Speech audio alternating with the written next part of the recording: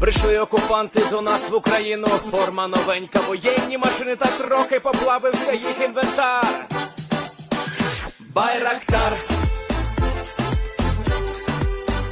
Байрактар. Російські танкісти сховались в кущі, щоб лаптем посьорбати довбані щі, та трохи у щах перегрівся навар. Байрактар, Байрактар. Приперли зі сходу до нас барани для восстановлення великої страни. Найкращий пастух баранячих отар. Байрактар, Байрактар. Ті, хто води всяке озброєння різне, потужні ракети, машини залізні, у нас на всі доводи є коментар. Байрактар, Байрактар. Вони захопити хотіли нас зразу, а ми зачаїли на орків образу з російських бандитів, робить примар. Байрактар, Байрактар. Російська поліція справи заводить, там вбивцю рашистів ніяк не знаходить, хто винен, що в нашому полі глухар. Байрактар, Байрактар. Веде пропаганду кремлівський урод, слова пропаганди ковтає народ, тепер нове слово знає цар. Байрактар. Байрактар. Байрактар. Байрактар. Байрактар.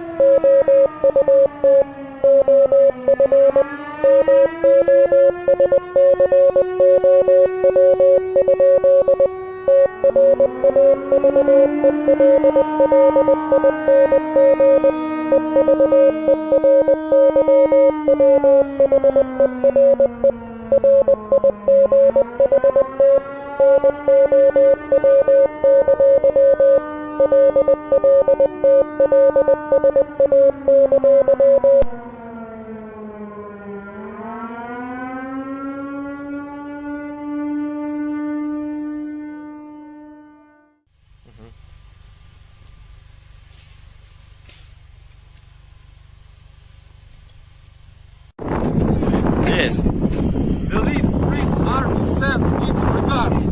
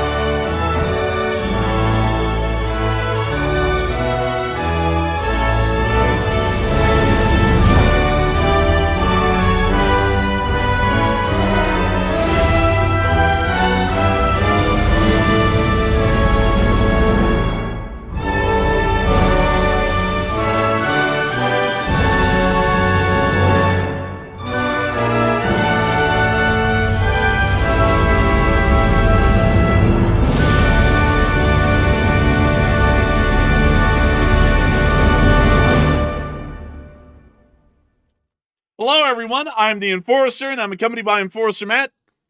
And good evening, folks. It's Enforcer Matt, and welcome back to day 1186 of the War News Stream. And we have some wild news to cover tonight. Over 12 plus Russian government planes have departed the Moscow airport and fled to various regions of Russia. And we're really not sure what they're doing, but this is an unprecedented event that we're watching right now. Also, there's been massive Ukrainian strikes on Moscow again today on several different targets, and also a major Russian troop deployment near Kyiv. And it looks like the offensive might be coming sooner than we thought. And it's good to see you all once again.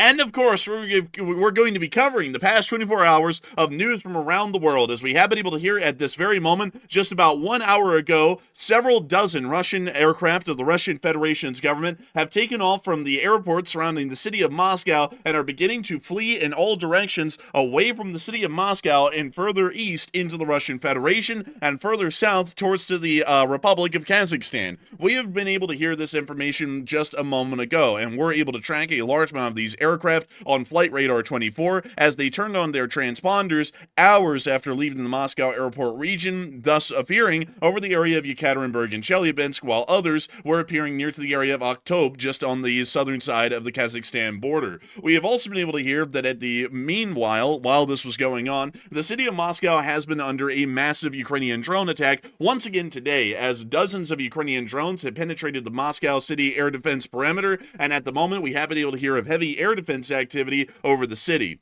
That does not mean that that is the only area that has come under attack today. Ukrainian drones have been confirmed to hit a major airbase in the city of Tver just a little while ago, and we've also been able to hear that they have hit a chemical plant in Novomoskovsk, which is inside of the Tula Oblast, as well as drones once again hitting the town of Yelets in the Lupensk Oblast, and also drones hitting in Zelenogorsk in the Kursk Oblast, and also other drones hitting as well inside of the Bryansk region. We have also been able to see in additional news as well well that the Ukrainian armed forces have continued their actions inside of the Russian Federation, significantly bombarding Russian forces in the area as they attempt to hold the parts or gains of ground that they've been able to make in the past. We have also been able to hear that the Russian Federation has conducted a significant force buildup of 50,000 troops in the Kharkiv region, apparently as a part of the extension of the supposed sanitary zone or buffer zone proposition that was put forward the other day by the Russian Federation.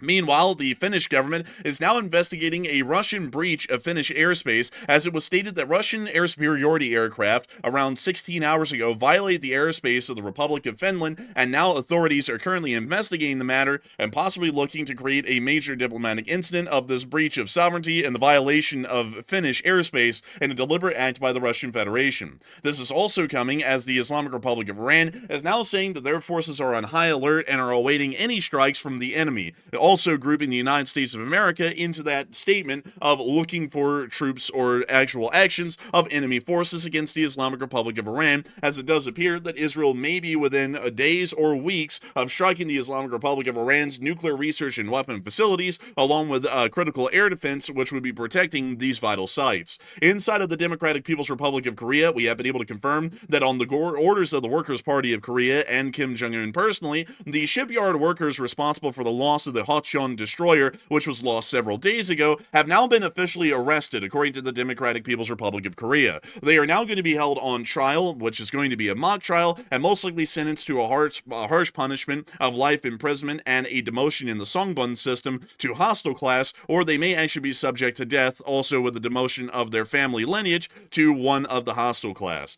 We have also been able to see that along the entirety of the Ukrainian line of contact today, Ukrainian forces have continued to hold their ground and have continued to inflict significant casualties onto the Russian Federation's armed forces, while major drone attacks and missile attacks launched by the Russian Federation have been attempting to hammer Kyiv, and while air defense has been able to shoot down a large number of the incoming air targets, it does appear that a decent amount have also made it into the city itself, causing some considerable damage, at least over the course of the night. We have significant news from quite literally every corner of the world, and I'm sure that y'all can tell just by the amount of time I had to take to actually get through all of this news.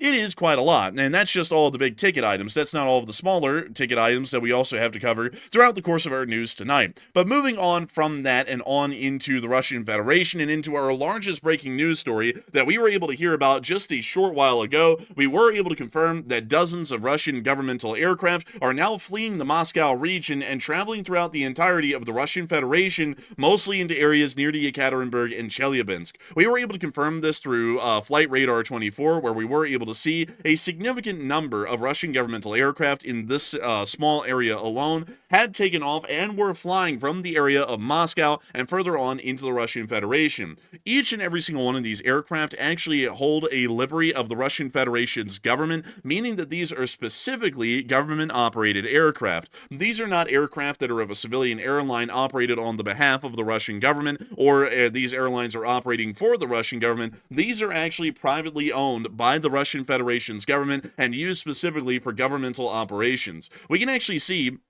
that a decent amount of these government aircraft, at least at the moment that this picture was taken on Flight Radar 24 by Enforcer Matt, that there was about 3 of them flying in a specific formation over Nizhny Novgorod, as other aircraft appeared to have been flying towards the direction of Samara and further south towards the area of Kazakhstan. We were also able to get additional news that around 12 aircraft were airborne at that time, although we were able to confirm later that more aircraft had also taken off from Moscow and were leaving the Moscow area, heading deeper east into the Russian Federation. This is something that is quite significant. Before we get into the rest of the information that we were able to compile, this is a large amount of government aircraft that were on the move, and to put this out there, we have not seen a movement of this type of the scale at any point in the war by Russian government aircraft. The amount of seats for government personnel on most of these aircraft combined is well over 1,000 seats on the 17 aircraft that we were able to confirm have taken off from Moscow, possibly suggesting a significant shift of government personnel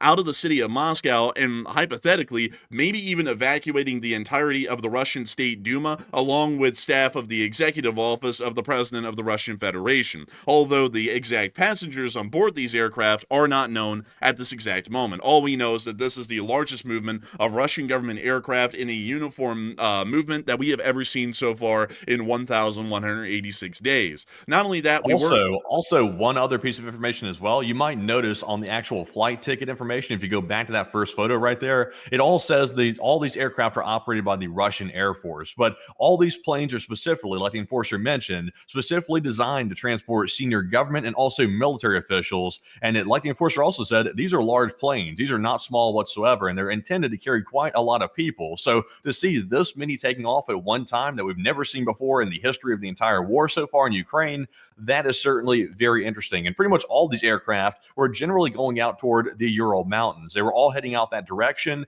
And of course, there are some headquarters and military places out there near the Urals, and also rumored to be an underground bunker in one of the mountains about 5 hours southwest of Chelyabinsk. So they were all heading out in that region, which is kind of disturbing to see that many government planes heading out to emergency posts, potentially, if that's where they're actually heading.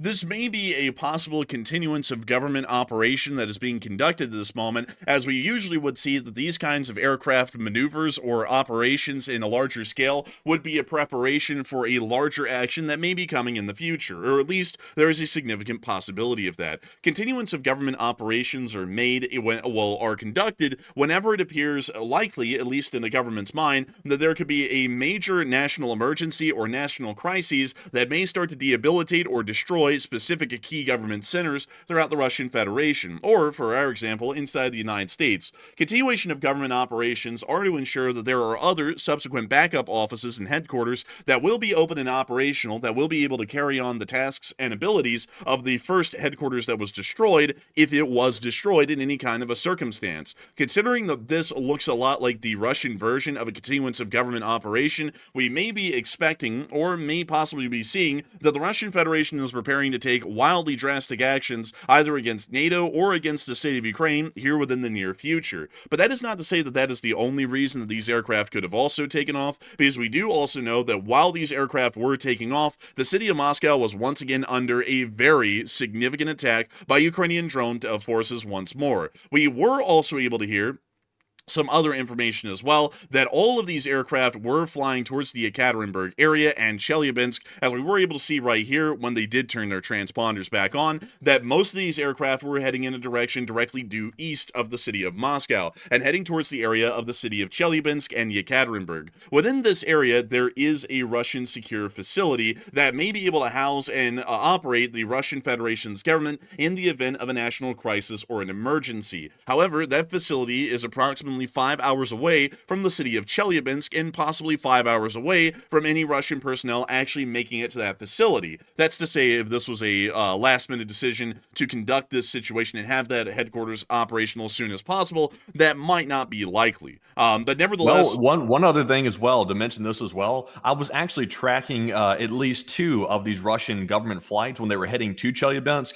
It appeared to be that 2 of the Ilyushin aircraft that were carrying allegedly what we believe to be Russian government officials, they appeared to be about to land in Chelyabinsk, which was 5 hours away from this alleged underground nuclear bunker that the Russians have in the mountains. But right before they actually got to the airport, they suddenly switched their transponders off, and we could not actually confirm that they landed in Chelyabinsk. So I believe they did that intentionally to leave people guessing of whether or not they actually landed at the Chelyabinsk airport, or whether or not they decided to fly on past it and fly to a different city, because that was a little bit odd, because I noticed they just disappeared from the transponder tracking literally right as they got to the airport. So kind of interesting.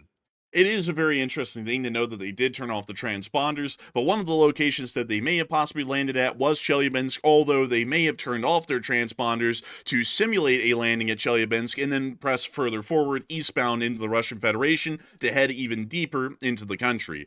We were able to hear, however, that this was all the information that we had at the moment about these aircraft flights, and at least the exact details about them. Nevertheless, many people have been talking about the significant movement of Russian aircraft in the dozens out of the city of Moscow and eastbound into the Russian Federation, and what that may have been as a direct result of. Many people have had many different ideas, actually quite a significant number, but it appears that there are two main ideas that appear to be prevalent over any other, as 12 Russian government aircraft did rapidly take off from Moscow in just the last hour and a half for the large part, and a lot of people have been weighing in that they believe that it's either due to Moscow drone attacks, Russia planning a Ukrainian escalation of a significant variety, or it's a government emergency exercise that is being conducted by the Russian Federation to see if a continuance of government operation would be able to be successfully conducted on short notice. Some others are also unsure and undecided. But Matthew, what are people thinking about this, and what are you thinking about it as well?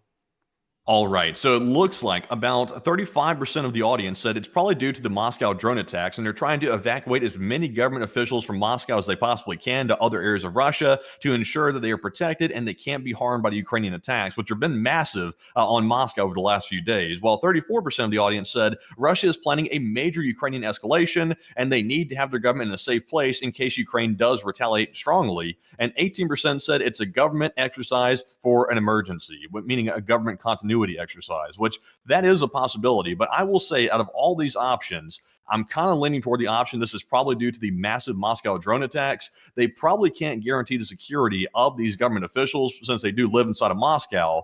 But the only problem with that theory that I have is that there are underground bunkers all over Moscow. They're specifically designed for emergency situations just like that. So the fact that they're taking them to different areas of Russia, if these planes are packed full of government officials, which it appears most likely that is probably the case, then it doesn't make sense why they wouldn't put them underground inside of Moscow, because those are very well protected bunkers under Moscow, and they even have their own transport system for the government as well for emergencies. So it kind of makes that a little bit of a shaky theory. So I'm beginning to wonder if they're planning a major Ukraine escalation, or at least bluffing that they might make a major escalation. And perhaps they're trying to suggest they might end up using nuclear weapons. I know that's a bit of a stretch. We don't have a ton of details to make that conclusion just yet, but that is a possibility. It's a remote possibility, but it is still nonetheless there. So I'm actually between the 34% that said major escalation and due to the safety of the politicians. But Enforcer, what say you? It appears that it is likely, in my opinion, that the Russian Federation may be planning for a serious escalation with the state of Ukraine, and that they may be conducting these actions to prepare for that specific exigent circumstance. That means I would have to agree with the 34%, which is an exact split with the folks who are saying that this is possibly due to the Russian drone attacks, and putting me in a slight disagreement with Enforcer Matt that it's about the Ukrainian drone attacks, because the Russian Federation, under no prior Ukrainian drone attack, has ever evacuated significant Russian governmental aircraft and personnel from the city of Moscow in a major movement. This is the first time that we've ever seen this over the course of the war, and we have been able to see dozens of Ukrainian drone attacks of significant scale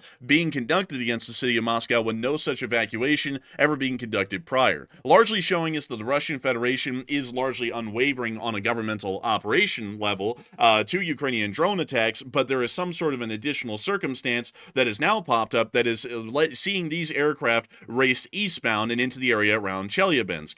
This is something that is leading me to believe that this may be a movement of Russian government personnel into the area east of the Ural Mountains to be able to prepare for possible emergency governmental operations or continuity of government operations in the event of a national emergency or rapid, unscheduled escalations in the conflict. Not to say that the state of Ukraine could possibly conduct a nuclear strike on the Russian Federation and knock out Russia's governmental apparatuses. That wouldn't necessarily be possible, but it is highly likely or possible that the Russian Federation may be planning a larger escalation against NATO or a larger escalation in the Ukraine conflict. For example, the possible use of a small tactical nuclear weapon inside of the state of Ukraine against an active front line for them to be able to escalate the conflict farther. And depending on how that turns out, we could see that things would get very hairy or very bad for the Russian Federation quickly enough that some government centers may be at jeopardy of being stricken and destroyed before they can ever set up the continuity of government operations,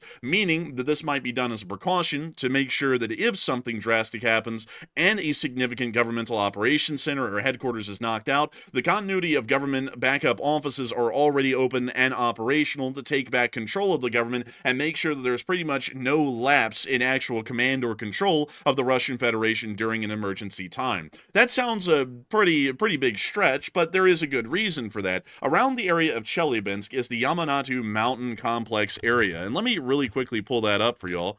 And let's see here. We want to go That's the top one. Oh, it is the top one? Yeah, it's this one. You're looking at it. It went to the right one. Okay, here we go. So this is the facility well, actually, this is more so the facility somewhere up around here. But there is a facility around Mount Yamanato, which is approximately 5 hours away from the city of Chelyabinsk, right here, which is a significant drive. And I do have to remind you all that there is no way for them to actually be able to conduct successful helicopter transports of these personnel into this area just due to the sheer volume. They would have to have a helicopter airlift wing in Chelyabinsk in the dozens, and I'm not really sure if they have any kind of a strategic rotary airlift wing within the city of Chelyabinsk to be able to conduct that kind of a movement. But if these aircraft are landing in Chelyabinsk and Yekaterinburg, it is a high likelihood that they may be moving to the Yamanato facility. This is one of the most famous ones, and largely is almost as famous as the Greenbrier complex in West Virginia that was supposed to be the place or the headquarters for the continuity of government operations for the U.S. Congress in the advent of a nuclear attack by the Soviet Union. But nevertheless, it is highly likely that they could be moving into bunkers or facilities near to this area. And if that is the case, that is largely showing us that there is an emergency action being made as a precaution for possible future wild or wildly unpredictable actions and responses that the Russian Federation may take and receive because of what may be going on here in the future. Of course, we don't really do a lot of fear-mongering on this channel, and it could be the fact that they're doing this, they conduct an action, it's not really that severe, it doesn't get a severe response, and then it's completely overlooked, and this continuity of government operation was for quite literally nothing, and the Russian Federation was just doing it to do it. They may also be doing it just to see if they were to conduct a drastic action like a tactical nuclear strike on the state of Ukraine, how quickly could they set up additional government headquarters and continuity of government operations without jeopardizing the Russian Federation's ability to control the country or doing them too preemptively and sending a signal to foreign countries that they are about to do something drastic? There are many reasons as to why they could be doing this, but I would have to say that in my opinion, this is not because of the Ukrainian drone attacks on Moscow specifically. This has to be for some sort of a larger action that the Russian Federation may be planning within the next several days. But nevertheless, Also, I do see one more theory in the live chat that people keep pointing out, and it's a fair point, but I think it's a little bit unrealistic. People were saying that maybe these government officials are fleeing because there's a coup attempt in progress against Putin. I really highly doubt that because, of course, these flights are being operated by the Russian Air Force. So unless the Air Force commander is totally turned against Putin, then I find it very unlikely that Putin would simply sit back and let all these officials hop on literally more than a dozen of these flights and leave all at the same time from the Moscow airport. I really doubt Putin would sit back and let that happen, even if they tried to go behind his back and pull something like that off. Also, by the way, typically when you perform a coup, you don't want to run off to you don't want to run off to the other part of the country while there's a coup going on in Moscow with the military, because you need to be there to be able to give orders and also be able to basically band together with your allies of coup developers, I guess you could say, and start taking over the whole Russian government. So they would want to be on the street. Like if you're going to do a coup, you can't be a coward and run to the other part of the country and then expect it to go right. Your coup's not going to last very long. So I highly doubt it's a coup attempt. I really would rule that one out pretty much right off the bat. It's a small possibility, but I would say probably not. But Enforcer, what do you think about the coup theory? There is a small possibility, but I don't want to discredit it entirely and say that it's completely untrue, since many people are talking about it. I will add in some facts to be a devil's advocate here for all of y'all to say that it is likely, well, it could be said, it's not likely, it could be said that there is a possible coup attempt. We were able to see that Russian ground forces or security forces were mobilized throughout the city yesterday to create impromptu military checkpoints on major roadways and thoroughfares throughout the entirety of the city of Moscow through its first, second, and third road rings, which does make it plausible that there could be some sort of a major unsettling in the government that's going on in the background. But on the other hand, while this could be a shred of evidence to corroborate the claims that some are making in the chat, that this possibly could be the ongoings of a Russian governmental coup, if there was a Russian governmental coup ongoing, the actual move is for all of the coup members to be inside of Moscow, not to be outside of it. If you ever look at the history of the Soviet Union or any other nation state that has existed before the Russian Federation within this area, it was highly common for coup attempts, revolutions, or rebellions against the government to be conducted while the leader was away from the city of Moscow and all of the coup members were centralized in the city of Moscow. One of the best examples that I can give of that was of Nikita Khrushchev, who was the successor to the premier of the Soviet Union after the death of Joseph Stalin in 1953.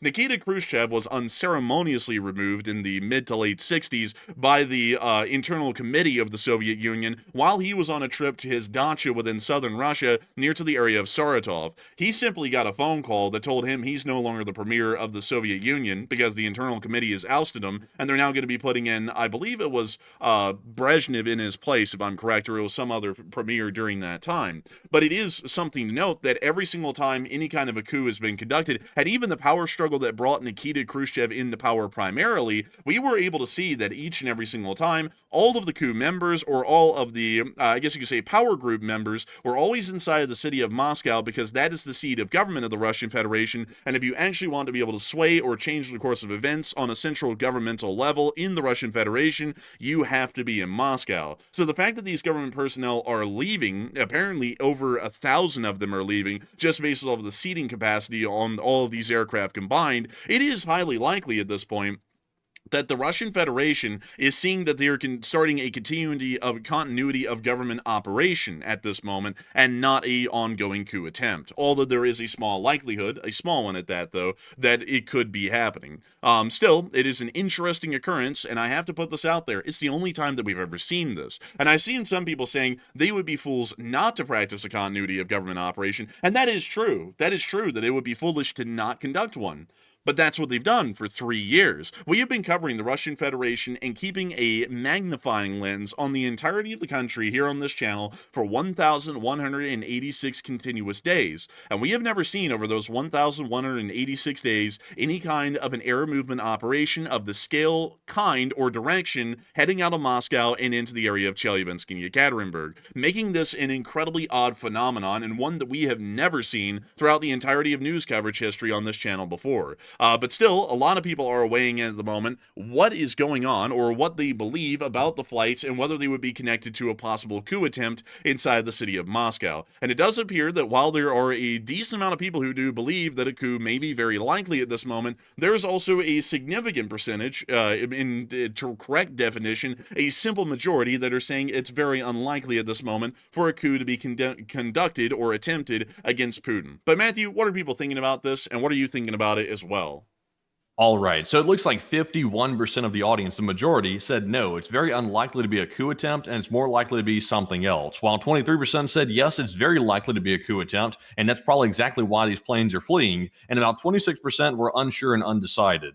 And I'm going to stick to my guns in this one. I don't think this is a coup attempt. I'm not ruling it out completely. Like, it is possible that maybe we get some more details and that option starts maybe looking more likely. But I would say more likely than not, this is something completely unrelated to a coup attempt, because we have not seen Putin's plane take off. We have not seen that. And we also have not seen really any indication that there's been any loss of power from the Putin regime, even with all these flights taking off. So the only thing corroborating the coup theory would be the deployments of military troops on the streets of Moscow. That would be the only thing that could back that up. But even at that, that's very, very slim evidence to say that it's a coup. So I'm going to say it's very unlikely, but possible. But Enforcer, what say you? I would have to say that I would agree with the 50%. It's very unlikely, but it is slightly possible. I don't want to rule out the chance or the possibility that it could be happening.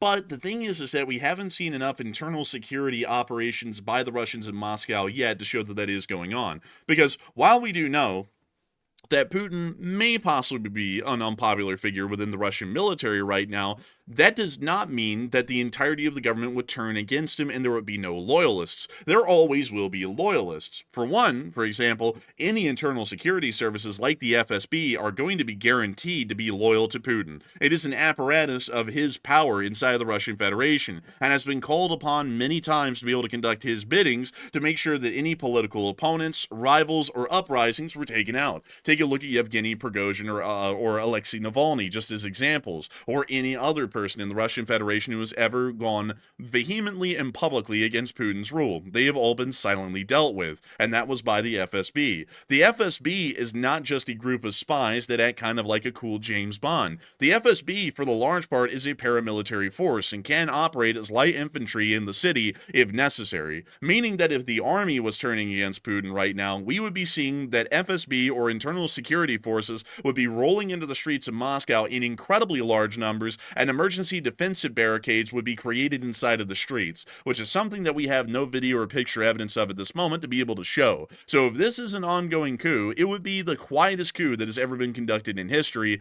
and for that reason, I would have to say that it's fairly unlikely. It's not impossible. It could be the quietest coup in history, and it could make the books for that. But at this moment, considering that it's going against the grain, if it was a coup, and it would be one of the most unlikely or quietest ones possible, I would have to go with the 50% and say that it's fairly unlikely. But with that, we are going to be moving all on into some large news that has also happened throughout the entirety of the Russian Federation as well, and also up near the Russian border with Finland, is that the Russian Federation has been getting a little bit more violent, well, not really violent, but more aggressive, and to make sure that we word that correctly, to its neighbors along its borders, specifically those that are NATO allies. It was just yesterday that we heard that the Polish Air Force had to scramble F-16s to intercept a Russian Su-24 that was flying dangerous and intentional maneuvers directly along the border of the airspace between the Kaliningrad exclave and the airspace of the Republic of Poland. It is now today that we've been able to hear that the Republic of Finland has now stated that they are going to be conducting an investigation into the breach of airspace conducted by 2 Russian military aircraft about 16 hours ago on the 23rd of March on the coast of Porvoo in southern Finland. The area that is specifically being mentioned here is right here. So these Russian aircraft actually breached the airspace of Finland quite close to the capital of Helsinki. This can largely be described, at least in American terms of distance, as a suburb of the city of Helsinki, meaning that Russian aircraft violated the airspace of Finland, 2 military aircraft, that is, a main aircraft and a wingman, around the city of Porvoo, and that would be dangerously close to the city of Helsinki, meaning if we were to take a good estimate here as to where Finnish airspace ends, it would be about 20 to 25 miles away from the direct outskirts of the inner city of Helsinki, which is quite a significant action. And we are hearing that apparently Finland is investigating the action to see where the Russian aircraft went. They are largely able to confirm the breach has happened. That is pretty much clear at this point. But we were able to hear, according to the Minister of Defense, Antti Hakanen, that we take the suspected territorial violation seriously and an investigation is ongoing. We are starting to see that more times than ever now, at least over the past few weeks, that Russian aircraft are beginning to appear to deliberately violate the airspace of countries inside of NATO in a possible attempt to escalate the situation to a major diplomatic incident between NATO and the Russian Federation. Just to list off a couple of examples of airspace violations that we have been able to hear about over the past 2 weeks alone, we've been able to hear about the 2 Russian aircraft violating the airspace near to the area of Porvoo, which I'll put that more so to where the airspace violation actually happened. We also were able to hear of the airspace violation that happened yesterday with the Su-24 aircraft near to the airspace, pretty much straddling the airspace between Kaliningrad and Poland. And then we were also able to hear about several Russian aircraft, specifically Su-30s, breaching the airspace of the Republic of Estonia during the attempt to seize the Russian Jaguar petroleum tanker that was attempting to make it to the port of Primorsk about a week ago. Meaning that at this moment, around 5 individual Russian aircraft have gone out of their way to breach airspace or create serious violations of sovereignty against NATO member states throughout the entirety of Eastern Europe at this moment. This is something that's starting to become a larger trend, and something, once again, that I have to point out, in this kind of frequency has been unheard of or unseen throughout the entirety of the conflict going on in Ukraine. And we have been able to see that this is starting to become a much more pressing incident. It may start to show that the Russian Federation, like I was saying earlier, is attempting to create a major diplomatic incident with NATO and see how far they can truly push the envelope. But meanwhile, in the Russian Federation, while the Russian Federation has been trying to get into a pissing contest with the whole of NATO in Eastern Europe, we were able to see that the Ukrainians were pissing on the Russians. And while it wasn't really a contest, I can assure y'all that there was quite a great deal of piss that was put on the Russians by the Ukrainians today, as we were able to see that significant drone attacks rained down throughout the entire area surrounding Moscow, and we also were able to hear that the Moscow air defense perimeter was active once again as Ukrainian drones were breaching the airspace and attempting to attack targets within the city. city. However, starting off with our first bit of news near to the city of Tver, we were able to confirm that a significant Russian airbase housing Il-76 aircraft, specifically a strategic airlift wing of the Russian Federation's armed forces, did come under attack a short while ago by Ukrainian drones, and it does appear that the base may have taken some direct hits, as we were able to see ground air defense fire coming from every direction surrounding the airfield as they were attempting to take down the drones. Once again, notice that even air bases that are just outside of the Moscow air defense perimeter by about 70 miles are completely devoid of any missile-based or really any real air defense systems. It once again appears that this base was using entirely small arms, possibly heavy machine guns at the largest caliber to conduct the defense of the airspace, once again showing us how heavily stripped the Russian Federation is of proper air defense systems. We were also able to see another picture here showing the air defense, but later on we were able to confirm that there was the report of explosions within the specific area, suggesting that there have been hits onto the airfield. We will be waiting for video and picture evidence to confirm the exact damage that has been caused to this airbase and the possible operational obstacles that will now be posed to the strategic airlift wing that is based just outside of this airfield. Moving on out of that area, however, and on into the area of the city of Novomoskovsk, which is just to the east of Tula by about 40 miles, we also were able to hear that way earlier on in the morning, around 12 hours ago, a Ukrainian drone, or Ukrainian drones plural, slammed down into the area of Novomoskovsk and started to destroy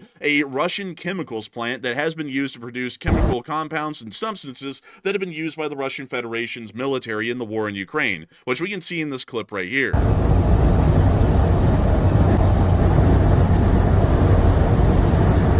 You can see white smoke rising from the actual chemical plant, which is a little bit odd. If y'all know much about smoke, which is something that we have had to learn on this channel a great deal, if it is black smoke, it is usually some sort of a structure fire. If it is white smoke, the rule has always been that it's an ammunition fire. This is white smoke coming from a chemical factory, and I do not know specifically what kind of chemical is burning, but it is producing a significant field of white smoke. I would assume that the white smoke is toxic to inhale, considering that it is coming from a chemicals plant. Moving on from that... I believe from what I heard earlier about this fire right here, I believe that is possibly, and take this with a grain of salt, I believe it could possibly be an acid fire, but that's just what I heard earlier. I'll need to go back and check that one more time. I was trying to find that right now, but I believe the chemical there was acid, I believe. Unfortunately, I don't know which industrial concern this is as well inside the city to try and pinpoint the exact location. I had a little bit of difficulty trying to geolocate it earlier, so unfortunately on this one, I don't have an exact location to give you all right now. Go ahead. So I see here, this is the Azot plant, correct? In Novomoskovsk? Yes. So this is an attack on acid tanks and methanol at the M300 production unit. So what you're seeing there in the smoke likely contains acid that's been obviously turned into smoke, and also perhaps methanol as well. So that's the two things that are currently burning. That sounds like it would be highly toxic and most likely bad to definitely. inhale. So we can generally tell y'all that the general surgeon of the Russian Federation has told you not to inhale the white smoke. And also, it appears, Matthew, that at the same time while this attack was going on, the city of Novomoskovsk has elected a new pope, which is very good for them to hear. But we were able to see the white smoke coming from the chemical plant in this video as well. And also a significant fire brewing at the very base of the chemical plant and the acid and methanol tanks. Нихуя себе. На нас идет. На нас идет. Это на нас идет. Moving on from that clip and into our third clip, we also were able to see more footage, once again confirming the actual strike at the plant. From what we were able to hear, and we actually do have the specific details of what was inside the plant, it appears there was an attack on acid tanks and methanol at the M300 production units of the plant. From what we're hearing, apparently at the villages of Gritsovo, Prokhorovka, and Orlovka, there are full evacuations that are currently underway. Really quickly, let's see if we can find those specific villages around the city and see where... Oh, wait a minute. Is this the chemical plant? I feel like this would be the chemical plant, if any of them would be, because This has Yes, it almost is. I saw a sign saying they were producing chlorine. This is the Azov yeah. plant. It's right there in the middle. You know, I had a hard time geolocating this, man. I'm going to explain this to all of y'all because the whole time I came down here to Novomoskovsk and I was looking at these industrial areas and I was going, wow, none of them really look like that chemical plant. I did not look north at this giant chemical plant that's literally sitting right there. So we actually just found it live on stream for all of y'all. That actually is the Azov chemical factory, and somehow I missed the giant, massive chemical factory that literally is the size of Novomoskovsk. I don't know how I did that, but beyond that, let's try and see where Prokhorovka is relative to this place. So, let's see. There's Berezovka. Did they say that So it's not Berezovka, it's Gritsovo. Let's type in Gritsovo. Oh, wait a minute, here's Gritsovo right here. So some of the plume is actually heading north towards the M4 motorway, which might actually start to pose a health risk to some of the drivers in that area. So that's a little bit interesting to note. Let's see if there are any other villages that have been evacuated. Also, by the way, I got to give a big shout out to the Russians for making this so easy to understand and comprehend, because I like how there are 2 Gritsovos literally just about a mile. Actually, there are nearly 3 Gritsovos all within about a mile of each other. I bet you that postal codes are some of them, well, actually addresses are some of the most difficult things to get through the mail, because you write Gritsovo in the Tula Oblast and it can end up in any one of these 3 Gritsovos. A little bit difficult with that one. But it appears that all of the towns, including Orlovka, Prokhorovka, and Gritsovo, are all right here just north of the facility, which is showing that that toxic plume of smoke, largely produced by the acid and methanol burning inside those storage tanks, is actually flowing directly over these smaller villages that most likely have several hundred people inside of them. It sounds like a full evacuation has been conducted, but the actual health effects and damage from this attack may be long lingering in the area years after the attack and the fires have ended that have started today. Moving on from that, however, and on through the rest of the Russian Federation and into the rest of the news that we got today, we were able to see near to the area of Bryansk, that there were more attacks that were occurring in the Bryansk and Luhansk region, and there was once again confirmed air defense activity within these areas. Вот, еще один пошел. When you see one drone actually getting hit and taken out by Russian air defense, rarely enough, it appears that there was a missile-based air defense system within the region, which is like finding a unicorn these days. Moving on from that and on into the next clip, we also were able to confirm more attacks and air defense activity that I believe was occurring in the area of the Lipetsk region. Oh, geez. Taking off running. Oh. Running to some people where? seem bothered, and some people really don't seem bothered. They're probably running to an underground shelter of some sort, I'd imagine. I just wonder where that would be in a place like this, because it doesn't look like they have the kind of money for a shelter, you know? Oh, this guy's Probably going from for a the old jog. days. These are some really, truly massive attacks. I think this is the 4th day straight of attacks that Ukraine's been launching, which is insane, because this is some of the longest prolonged attacks I've seen in a very long time throughout this war. I would have to agree. These are some of the largest attacks, and they are going on practically daily at this point throughout the whole of the Russian Federation. Moving on from that, we also were able to see one of the Ukrainian drones on the way overhead towards Moscow right there. Moving on into our next clip, further on down, we also were able to confirm that the city of Zelenogorsk also came under attack and appears to have had direct air defense activity occurring over the city, which we could see right here. It appears that this may be some form of a Gush gun, Shilka, or Tunguska, or maybe even a Pantsir that was operating near to Zelenogorsk at that time.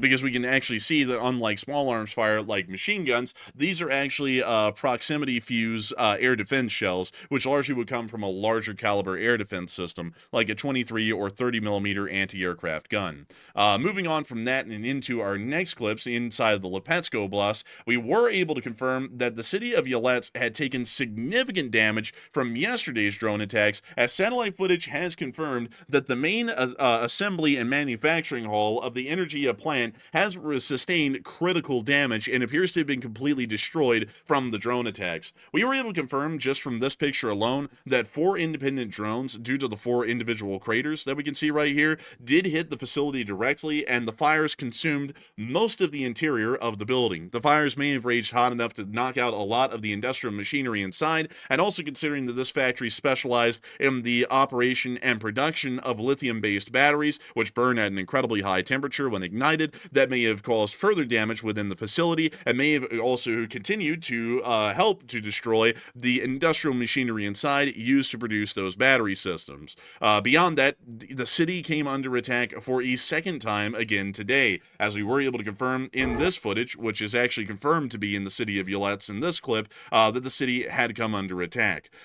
This is something that we've already shown y'all, so we will not show y'all this clip considering it is a duplicate, but this does give us confirmation as to the direct area in the Lipetsk region that the drone attacks did occur in. We're not sure if they are hitting the Energia production facility once more, but it does appear that they are going to be attempting to try and cause even more damage to the major industrial centers throughout the city of Yelets. But moving on out of that, we do have to ask y'all a very important question, or more so, get y'all's answers to a very important question that we've already asked. Ukraine is under a massive missile and drone alert, specifically Kyiv, at this very moment. And considering that the Ukrainians are also conducting the largest drone attacks that we've seen in the war against the Russian Federation, many people are wondering whether Russia will retaliate worse going on forward from here. Now, we're actually about to be getting into the Ukrainian, the Russian strikes on Ukraine here in a moment, but it does appear that a lot of people have a belief, a negative one at that the Russian attacks against Ukraine will start to become more severe as the war keeps going. Some others are saying that the Russians are already maxed out, spelled with 2 X's, just like a Max Pro. Others are saying that it's possible, but they need more info, and some others are unsure and undecided. But Matthew, what are people saying about this, and what are you thinking about it as well?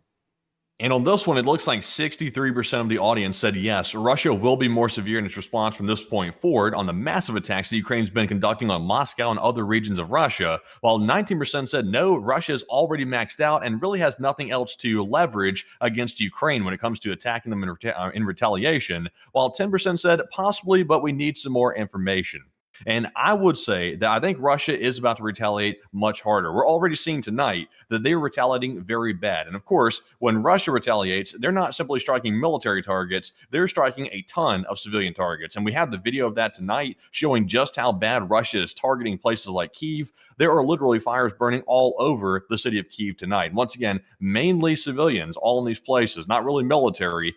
They are striking some military targets outside of the city, but of course, they're striking right in the middle of Kyiv, and that's nothing but civilians. So it appears to be they're getting much more severe, and also combined with the fact that the Russian leadership appears to be going to maybe safe places outside of Moscow, that also indicates it could get much, much worse very soon. So Enforcer, what say you? I would have to say that it does appear that Russian attacks against the state of Ukraine are going to be becoming more severe as time continues to pass throughout the war. At this point, we have been able to hear that according to U.S. intelligence, they believe that the Russian Federation is in a stance of conducting a war of attrition against the state of Ukraine and hoping that they will be able to outlast U.S. and Western support for the state of Ukraine, and once that support deteriorates, they will be able to continue on the war as long as possible because the Ukrainian state will inevitably become war exhausted due to its smaller size and economic ability and will have to give in to Russian demands at some point in the future, meaning that the Russian Federation is still operating off of a total victory principle. With that in mind, the Russian Federation is going to continue to escalate their drone attacks against the state of Ukraine to further whittle down the Ukrainians' ability to conduct defense and also war manufacturing abilities, and to be able to try and attrition their support from the West so that way they may be able to eventually isolate Ukraine on the world stage and continue on their campaign of terror and conquest against the city of Ukraine as long as possible. However, we have also been able to hear a lot of people have been speaking about what has been going on inside of Russia with the aircraft being moved. A lot of people are saying the continuation of government seems to be a lot, or the continuity of government operations seems to be a lot more likely at this point, as a lot of people are hearing that there's some sort of possible confirmation coming out. I haven't been able to see it. I don't know if Matthew will be able to find it here, that apparently the Russian government is actually evacuating out of Moscow, but there's also been another thing that I've heard to address in the meantime, which has been brought up by a viewer several times in the chat, so I'm going to address this one because it is an interesting one. Victor Novometsky, if I'm pronouncing that correctly, said, guys, the chemical plant is highly dangerous. That might be the reason why the government is fleeing Moscow, as the clouds with chemicals are heading towards the city. That is highly unlikely because this factory is actually quite a significant way from the city of Moscow. It is approximately, if we were to measure from its specific distance, which is about right here, this facility is about 120 miles away from the city of Moscow. And while the fumes are toxic, it is not going to be something that will reach the city of Moscow. It is going to dissipate in the atmosphere well before it gets to the city of Moscow, most likely 30 miles to 50 miles out. The parts per million of the toxicity of that cloud will be down to around 0 to 6, meaning that it's pretty much minuscule and non-existent for the large part, and will be posing practically no health issues whatsoever. So I would have to say that that is an interesting suggestion, but highly unlikely, because these kinds of clouds do not last for that long of a period over such a large swath of area. Otherwise, chemical weapons used in World War I in the areas around Amiens would have reached the city of Paris and killed millions, which they did not. But with that, it is time for us to move on into the remainder of the news that we have for the night, and we actually still have some pretty interesting news coming from multiple areas throughout the world, especially North Korea, Iran, and the United States. Really getting the whole gamut here at this point of different kinds of news before we get into the remainder of the news from the war in Ukraine on the actual front lines. Before we get into that, however, I do want to take a quick moment to thank the 15.3 thousand people who are here live right now for currently being on the stream. I hope y'all been enjoying our news coverage so far, and if y'all have, please make sure to subscribe, hit that like button, and also throw in a little live chat here or there. We love to see y'all engaging in the chat, and we love to hear some interesting ideas and thoughts that are being thrown forward by a lot of people. There's usually some great ideas that come out of the live chat, but I gotta thank you all so much once again so far. It's an absolute honor to know that we are able to cover the news pretty much to tens of thousands of people every single night. So far, 71,000 people have watched the news in the first hour, and we always like to let y'all know that we are greatly appreciative of y'all's time, and we hope that y'all been enjoying our news coverage once again tonight so far. Before we get into the rest of this news, however, we are going to make sure to get to talk to some of y'all here really quickly, specifically the folks who are throwing in super chats. To those of y'all who are probably new to this stream runs in a pretty special way. We don't run any ads on it, or at least we shouldn't be running any ads on it because we had the monetization off. If YouTube runs ads on this stream after it's not live, very sorry about that. Unfortunately, we don't really have a lot of control over that. Nevertheless, the only way that we're able to run these streams here on the Enforcer channel is through direct viewer support. We never go out of our way to try and make people support the channel. It's largely an entirely voluntary thing, but the people who support this channel are making this entire stream a reality for the 72,000 people who have watched the stream so far and the 15,000 people who are on air right now. And we would like to give a couple of those folks, at least at this moment, a little bit of time to thank them for their support and making this channel possible for us and all of y'all, and to also address any comments, questions, or jokes that they might have in the meantime, and also give us a moment to segue on into the other half of our news segment tonight. But Matthew, what kind of questions do we have, speaking of which? All right, so jumping into our first super chat of the night, this one goes to Con LSA, who's been around the channel for a very long time, and thank you very much, Con, for the $50 support, and also helping to keep the channel running with that donation. And he said, guys, right now, Ukraine is under the largest missile and drone attack since the war began, and the attack is so brutal against civilians that Putin is evacuating the planes for Ukraine's retaliation, and it's 4 a.m. in Ukraine now, and Russia is attacking massively. And I thank you for the massive support, Con, and it is a possibility that they may be moving the aircraft out because of the Ukrainian drone attack, but so far, from what we've been able to hear, the Ukrainian drones have not hit a Russian international airport yet throughout most of this conflict. Now, that is not to say that they haven't done that in the past. They actually did hit the Domodedovo International Airport at one point in time. But we haven't heard of any of those hits being recorded at this moment right now. And I would have to say that, in my opinion, I think it's a little unlikely that they would move those aircraft out, considering that I believe a lot of these aircraft actually came from airports that are in the east of Moscow. For example, what's the name of this airport right here?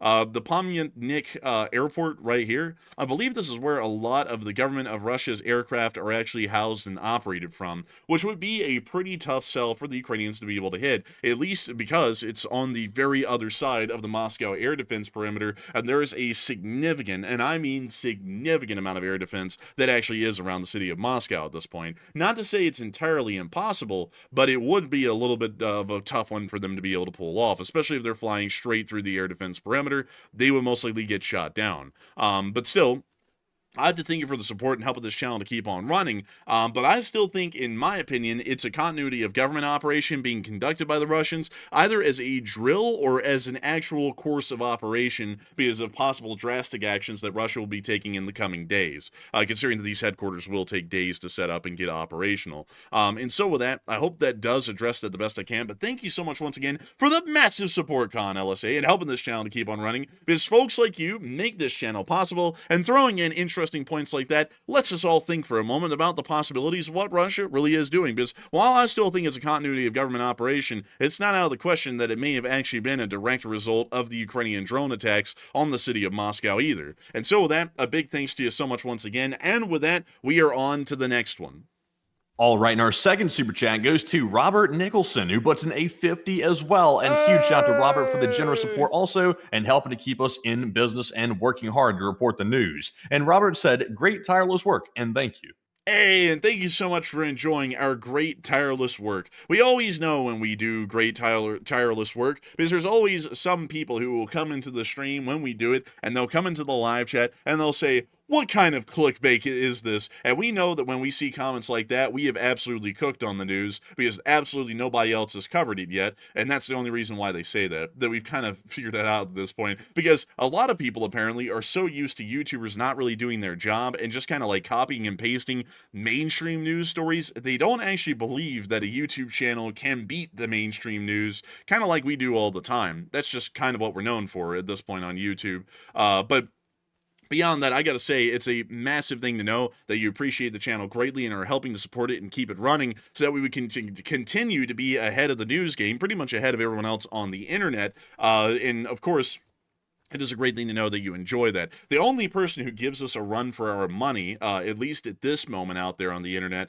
is Agenda Free TV. I think he's the only person who ever gets to the punch as quick as we do. And of course, I also want to say really quickly that if any of y'all would like to go over to Agenda Free TV, please make sure to pass on some condolences to Steve Lookner, who's the one who runs the channel. Unfortunately, his mother did pass away today, which is a very unfortunate thing to hear about. And we do want to pass our condolences on to Steve Lookner. If anyone wants to tell him, we most likely would be putting an official community post out about that later, because it's a very unfortunate thing to hear of the passing of a mother. I'm sure that condolences to Steve, by the way. That is sad. And if he does watch the channel, I'm not sure if he does watch it or not, but if anybody's listening, or if Steve's listening, condolences, because that's a terrible thing, and best wishes to him. Yeah, it's a terrible thing to hear, and we of course feel for that. And of course, I know that it must be a terrible thing to lose a family member, especially a parent. And so I know that he's most likely having a rough time. And considering that he also probably would have gotten to this news about as quickly as we did tonight, or he most likely would have gotten to another story as quickly or even beat us tonight.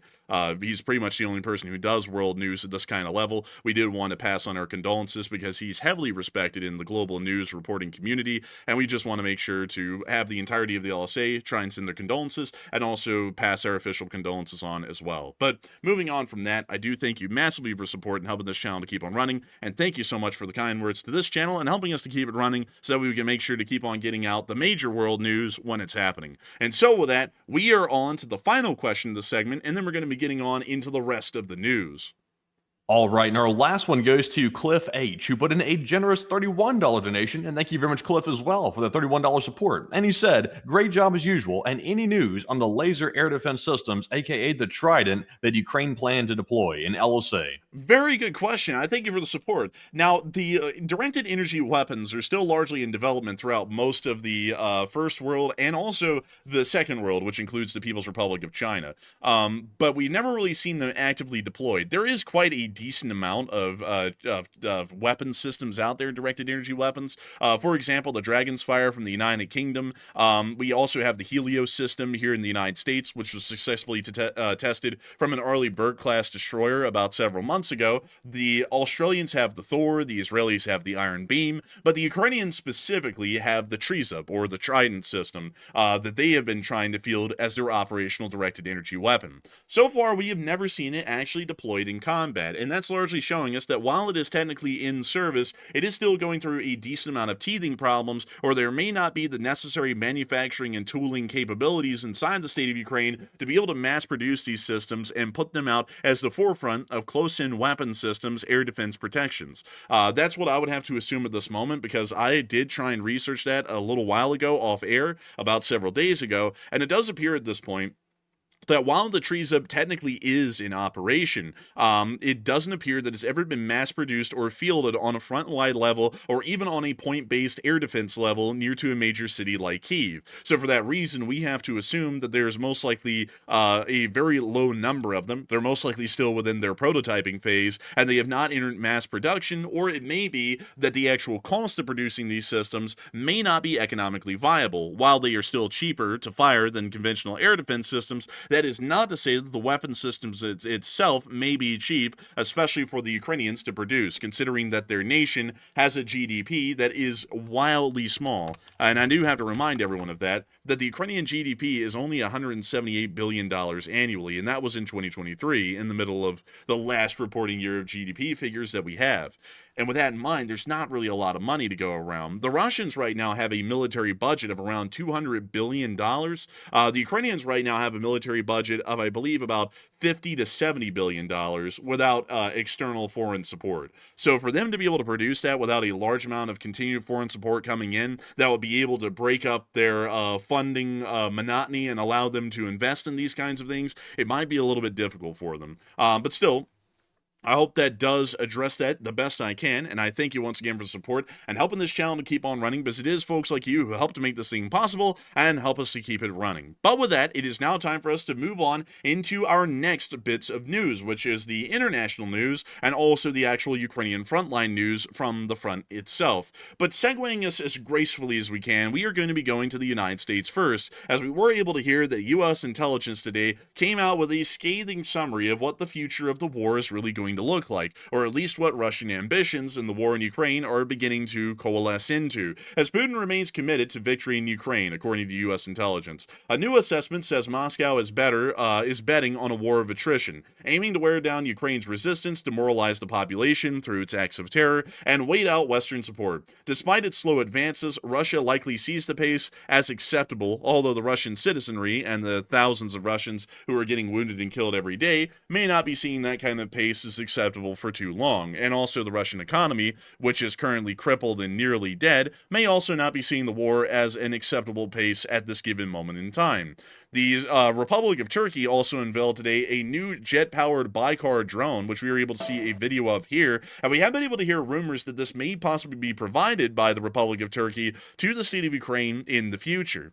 Not to say that it will be, there's rumors about that, and those rumors are not really corroborated by much, but considering that the Republic of Turkey has shown a vested interest in supporting the state of Ukraine throughout a large part of the conflict, it's not without saying that these sorts of advanced kinds of unmanned aerial vehicles may become a possible provision by the Republic of Turkey to the state of Ukraine, especially since the war is going on without an end in sight at this time. We were able to see the jet-powered drone conducting drills over the skies of Turkey. It's a very impressive drone, I actually will admit. It actually is a pretty cool looking one, and considering that they're a good bit more affordable than the American variety, which come with a Swiss Army knife, it seems that the Republic of Turkey may be apt to give one of these to Ukraine.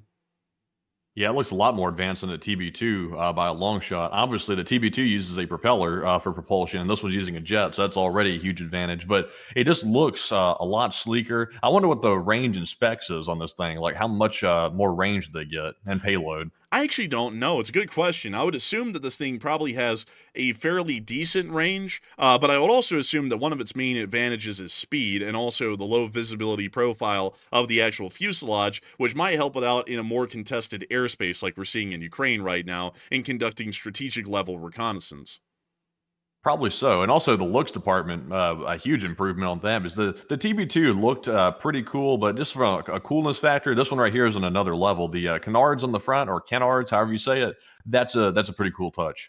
The forward canards. You are correct, Matthew. It is a canard. You got that right. And congratulations. Everyone give Matthew a congratulations on that one. He got canard right. It's like canard. I think it'd be better if we called it the canard, so that way we sounded a little bit more redneck and more real. But anyways, you can see it landing here. It was a successful test. Really nice to see. Moving on out of the Republic of Turkey and on just a little bit further over east and into the area of the Islamic Republic of Iran, we also were able to hear of significant developments within this area as well, as we were able to hear that Iran is watching for quote-unquote enemy movements. According to the Iranian army, we are closely monitoring enemy movements and will confront any threat or aggression with full resolve, meaning they're going to do nothing. Because the last time the Israelis directly attacked Iran through an airstrike, the army of the Islamic Republic of Iran did nothing, and they'll do nothing again. That's what I'm assuming. So we'll have to wait and see how that turns out for Iran, but I don't think it'll turn out well for them. But if y'all want a little bit of a comedic relief here in the middle of our show, so that way y'all can get a bit of a good laugh, y'all remember that ship that flipped over in Chongqing, where we got the good close-up of the ship flipped over right here, covered in blue tarps because they were trying to hide the fact that the ship literally flipped over on the slipway and then flung itself into the water, causing serious damage throughout most of North Korea's newest destroyer? Don't y'all remember when that happened just a couple of days ago? Well, the state media in North Korea has confirmed that the shipyard officials have now been apprehended by the on the orders of the Workers' Party of Korea and Kim Jong-un, as North Korea has detained shipyard officials responsible for the major incident that occurred with the launch of the newer warship, according to state media, which was reported on Sunday, which means that that was reported today in our time, because it's not Sunday here yet, it's Saturday. But nevertheless, it appears that the North Koreans are going to be moving forward with the mock trials against the shipyard officials, and will most likely be putting them to life imprisonment, which is life hard labor, or most likely execution. I'm assuming that considering the severity of the incident, this will most likely move directly into execution. And you can only imagine the kind of creative ways that the Democratic People's Republic of Korea are going to be conducting those executions. But we will have to wait and see how that turns out. Nevertheless, we're now going to be moving on out of the Democratic People's Republic of Korea and on into the state of Ukraine, where we still have a significant amount of news. Moving on into our first piece of news, we were able to hear that the major Russian offensive... You know what? Let me go draw this back out real quick. I'm going to do it very quickly so that we can just make sure to keep going with the news. But I want to draw this out because I have to get this into everyone's mind how big this is going to be. So let me see if I can do this here just as quickly as I possibly can. Because I have to put this out there, folks. Okay, it's because it's going to be funny when we get around to this whole roundabout deal, and then also get to the poll that we just had, because it all comes together. So let me just draw this out. It'll be pretty quick because I've done this 3 times now, so I'm getting a little bit faster with it, and I'm also making it a lot more crude, and at least in its corners. So it won't be a perfect representation, but it'll be close enough that we get the idea. So here we go, right there, and then let me just put that, and then do this. So, this area east of this line, that's in orange right here, is the area that the Russian Federation is claiming that they're going to take over as a part of their buffer zone. Y'all heard that right. They have only been able to take this area here east of the red line in 1,186 days. So now over the course of the next few months, they're going to take all of this as well that's east of the orange line. That sounds a little bit unrealistic, and we did go through the math the other day here on the stream. Based off of the intensity of the fighting right now and the amount of troops and losses it takes for the Russian Federation to even try and take the city of Pokrovsk, they would need about 1 million men just to invade the Chernihiv, Sumy, and Kharkiv oblasts and have a chance of succeeding in years. Not only wanting to take that, they're wanting to take the entirety of the Dnipropetrovsk Oblast, Mykolaiv, and Odessa Oblasts as well. A little bit of a stretch, and we've finally been able to hear from the Ukrainian intelligence how many troops the Russians have mustered for this major offensive. 50,000. 50,000 troops will be in the offensive to take that whole area, according to what we've been able to hear at least. According to Nexa, Russia has moved 50,000 troops to the border of Ukraine's Kharkiv region, according to Sky News. These troops were previously deployed in Russia's Kursk region. Military analyst Michael Clark believes the occupiers may be preparing for a major offensive, noting that Moscow now has a 4-month window to try and break through the Ukrainian defenses in the area. Sorry, I got distracted there. Before worsening weather sets in and Soviet-era tank reserves begin to run dry, which they pretty much have already run dry. But beyond that, folks, a lot of people have also heard, on top of this today, that the president of Ukraine has also stated, on top of this, that the Russian Federation may also be trying to conduct another offensive in the north through Belarus, most likely coming from the area of Gomel, which has now been renamed Homiel. We have been running the news for so long, this actually used to be spelled Gomel in English. And they changed it to Homiel at some point in the last few years. Don't know when, but I'm not calling it Hormel City. It's still Gomel to me. Nevertheless, Zelenskyy said Putin plans to use Belarus summer military drills as a cover for an attack on Ukraine through the Belarusian borders. And a lot of people have been putting in their thoughts. And it looks like a decent amount of people are saying that this is actually quite likely because Putin is desperate. Others are saying that it seems unlikely and Belarus will refuse the Russians access to their country to conduct another invasion into Ukraine. 7% are saying that it sounds like Ukrainian propaganda, and others are unsure and undecided. But Matthew, what are people thinking about this, and what are you thinking about it as well? All right. So it looks like about 76% of the audience said, yes, it seems very likely that Belarus might be used as a cover for a Russian attack on Ukraine because Putin is very desperate. While 9% were unsure and 8% said it seems unlikely because Belarus will refuse to participate in that, and 7% said it sounds like Ukrainian propaganda. And on this one, it's a little bit tricky because so far, Belarus is trying to stay out of the fray. They've tried to get as far back as they can from the Ukraine war. But at the same time, though, if Putin decides to tell Belarus, you will do this or else, I think if it comes down to that, then Belarus will be forced to comply because Belarus is basically a puppet state of Putin. And while they do have some autonomy to push back occasionally, they don't have the ultimate say. And Lukashenko definitely does not have the ultimate say. So I'm going to say that it does seem like it could be realistic. But once again, this joint military exercise that Russia and Belarus will be holding is going to be in September of this year. So it's not in like a month or two. It's in many months down the road. So if it's going to happen, it's going to be way later this year. So I would say it seems like it could be likely. I'm actually going to be with the majority because Putin is getting desperate. And as these attacks ramp up on Moscow and the elites start getting struck a lot more heavily by these Ukrainian drones, that's going to put a lot of pressure on Putin to end the war faster. So it could resort to something like that. But Enforcer, what say you? I would have to say that it does seem like it could be likely. Military exercises and war games are always used as an easy go-to to be able to prepare for any kind of a major offensive or invasion, hence the reason why they're usually responded to quite seriously by countries that have war games being conducted near them. And so I would have to say that it is decently likely that that military war game that will be happening in Belarus could be the prelude to some sort of a major offensive into the state of Ukraine. Putin is quite desperate at this point, and while the Russian Federation wants to put up a strong front and pretend like they can keep the war going for years, the reality is that they cannot because of the economic situation inside of Russia. While the Ukrainian economy is quite a small one, the Ukrainian economy has also been greatly supported by external support through the European Union and the United States of America over the past several years. On the flip side, the Russian Federation has had almost no external economic support, and so they have been directly expending their own cash reserves to be able to try and keep this conflict going.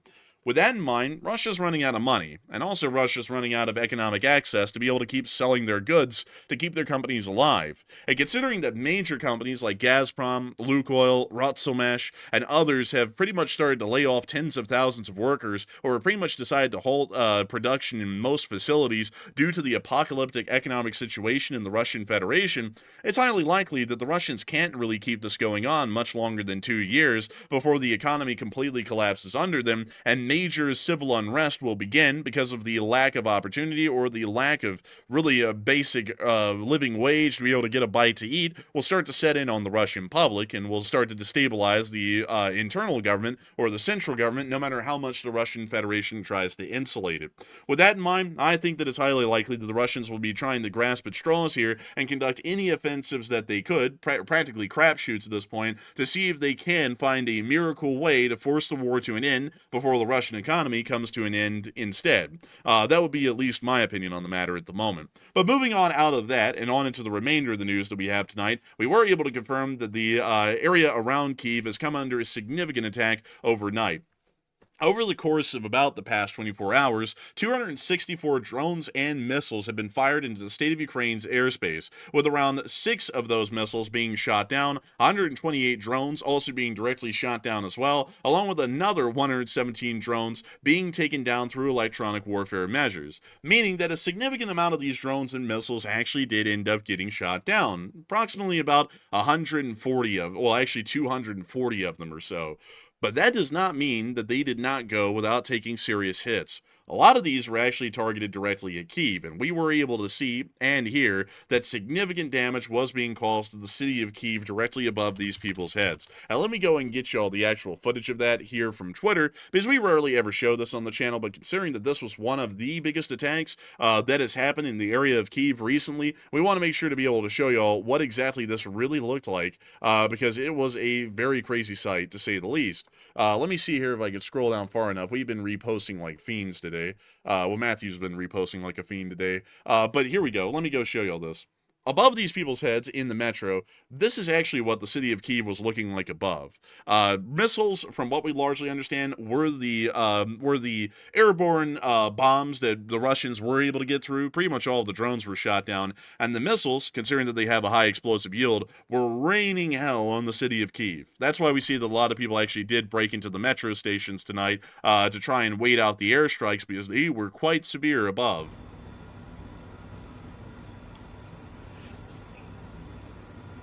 It's a good thing they built those so far below ground. They make perfect bomb shelters. It's unfortunate they're having to be used, but it's good that they have them.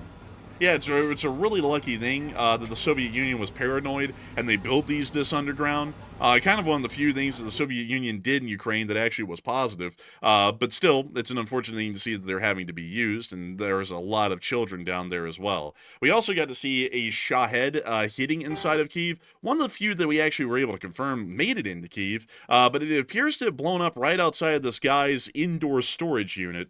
So here's the clip. That was crazy. That was close. That was absolutely crazy. It shook the whole storage unit and the camera. It was close enough. Luckily, the guy was inside, and it looks like no shrapnel made it in. It just looks like the fireball made it into the doorway for a little bit. So it appears that the drone actually exploded about a unit or two over. But still, a pretty wild thing to see and hear pretty much from the actual impact site. Moving on out of those clips, though, in Kyiv and the significant attacks that have been going on there, we have also been able to see near to the area of Tekhino, the Ukrainian forces are continuing to pound the Russian Federation's armed forces near to the area of Popovo-Lizachi with GBU-39 guided bombs, which you can see once again right here. These were apparently dropped off the bottom of a Ukrainian Su-27, and the impacts did hit Russian forces at their positions, making sure once again to weaken their force in the area and to continue to allow the Ukrainians an offensive advantage, at least at this time.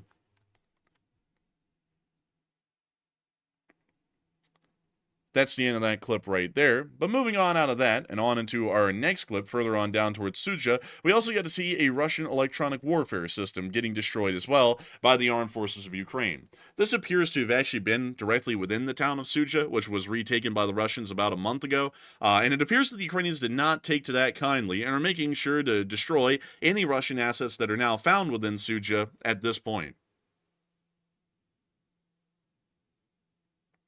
You see that they hit directly through the top shell of the electronic warfare system, most likely destroying the computer components inside. We now see a second drone coming in to finish the job.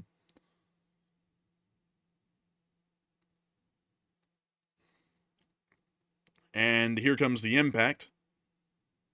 Oh, you can see a Russian right there, actually. They zoomed in on him like it was a wildlife documentary, but we can see the second drone hitting right there. And it appears that electronic warfare vehicle had a little bit of a bad day, I would say. Not the greatest one for it, and I don't think its injuries will be covered by the Veterans Affairs of Russia because it's not service related. Meanwhile, down in the area of our location unknowns, we were able to see a pick that went hard. I knew Matthew would appreciate this one. Oh wow, that is a nice pick. That looks like a 5 Series BMW right there. Honestly, maybe I'm not sure if that's an M5. It might just be a 5 Series. That's pretty nice though. Is this a pilot in the Ukrainian Air Force? Yeah, yeah. Wow, he's apparently making bank over there to be getting that. Man, he's like the NASA astronauts with a Corvette. Like he's in there posing with the MiG with his BMW. Honestly, that's a pretty cool pick. It does go pretty hard. I had to show that to you all for that reason. But anyways, moving on into the casualty report of the day, we were able to see that the Russian Federation did take a decent amount higher casualties today, but no Bobcats, sadly. Damn, 0 Bobcats. I hate to see that, but the other losses are crazy. Let's hear them. And 1 second, Miss Disa, keeper of the records.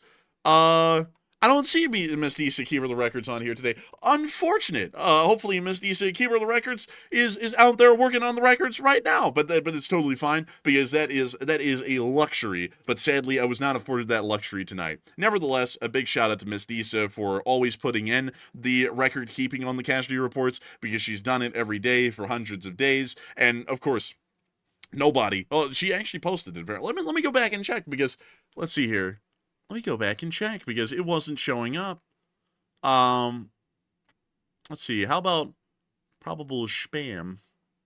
Yeah, it's not showing up, actually. It looks like it's not here, at least on my end. So, unfortunately, I'll have to press forward, Miss Disa, without it. I thank you for putting it in, though. It's just that, unfortunately, it didn't show up over here. And it saddened me greatly when I saw that, because I always like reading your record-keeping on the casualty reports. Nevertheless, we were able to hear that the Russian Federation did take 1,130 wounded and killed over the past 24 hours, along with 47 APCs, 232 supply trucks, 11 main battle tanks, 36 artillery pieces, 232 drones, 5 MLRSs, and 2 anti-aircraft warfare systems. In general, it was a pretty good day, and it was good to see that the Ukrainian armed forces were able to put down a smacking on those Russians and make sure to hurt them a little bit extra today. But moving on from that and on into the area of Vovchansk, we were able to confirm that the Russians are starting to conduct significant glide bomb bombardments of Ukrainian positions in this area. All of the flashes y'all are about to see in this clip are glide bombs hitting Ukrainian positions near to the city of Vovchansk overnight. And it was a wild sight, especially considering that these glide bombs were hitting in the dead of night, and multiples of them almost in the exact same spot. That is a heavy strike. Massive munitions. We believe that these may have been the Fab 3000 glide bombs that were being used because they were massive. But moving on out of that and a little bit further on down the line towards the area of Orozovo, we also got to see a fire breaking out after a Ukrainian strike hit the area. It appears that an unknown drone, it's a Ukrainian drone, hit the local substation and knocked out the 14 settlements electricity connection. So a little bit unfortunate. Boo-hoo-hoo. The Russians will weep. Moving on from that and further down the line towards the area Makivka, we were able to see that they were taking down Russian drones in the area through the anti-aircraft drone operations. That's a funky looking little drone. I've never seen one quite like that. Yeah, I've never seen one of those, but this is a traditional, a Lancet, and another Lancet.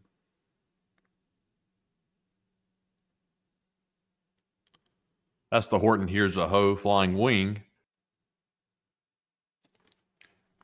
And that's the end of the clip right there. But moving on from that and on into our next clip, further down towards the area of Novoalexandrivka, we were also able to see the Ukrainians taking out even more Russian drones in this clip. And also someone asked, is anyone else afraid of nuclear war? I'm personally not. If it has to happen, it has to happen. I don't want to sound like a nihilist, but everyone is going to die someday. And if it happens because of that, I mean, it is what it is. No reason in really being too scared of it. But anyways, we can see. Who's worried about nuclear war anyway? I mean, who's worried about all that? I mean, really, like I don't want to be like some of those people out there who say the nuclear bombers are flying every day and they just feed on fear. Like if we have to get into a nuclear war because the Russians attack someone with nuclear weapons, it just is what it is at that point. I mean, we really couldn't do anything else but respond. But that's why I don't really worry about it too much, because I know that here in the West, the only way that we're going to get involved in a nuclear war is if someone strikes us. So if we strike back and it escalates into some sort of an international exchange, that's what it was. I mean, them's the breaks, is what they say over in Britain. And while that sounds pretty aloof about the whole situation, what else were we supposed to do if that happened? Meanwhile, in Pokrovskoye, we were able to see that the central hospital has taken a significant amount of damage from Russian shelling. Just to put this out there, this hospital has not been in use for months, considering that the city has been largely evacuated, but it does appear that the Russians have been making a specific target out of the central hospital building.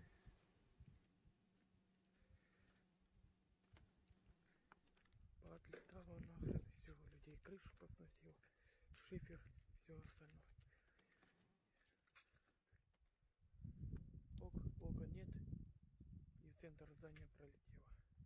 Как-то так. That's the end of the clip. And moving on from that and on further down into the southern area of Zaporizhia, we also were able to see a Russian Buk being destroyed while Japanese pop plays in the background. But we can see here the Buk M3 out in the fields, and we can see a highlighted circle showing where the Ukrainian drone is that's coming in to soon slam the Buk and send it to hell where it belongs. And they're about to rebuke him any second now. Oh, there it went, rebuked. That thing is out. Bye-bye. Dude, let me do the like Paulie from The Sopranos is, oh, something like that. Oh, let the beating commence. I don't think he ever said that. Like, man. Well, he basically said that in a lack of better words. Man, I think he said, "Hey Shaggy, why don't you go clean my car?" or something like that. Turned out that Shaggy was actually the like boyfriend of the kid of the boss or something. And then he had to go over there and make nice. He had to make nice. But anyways, moving on from that and further down the line, near to the area of Skidovsk, we also got to see a Russian truck roasting deep behind the lines after a Ukrainian drone destroyed it.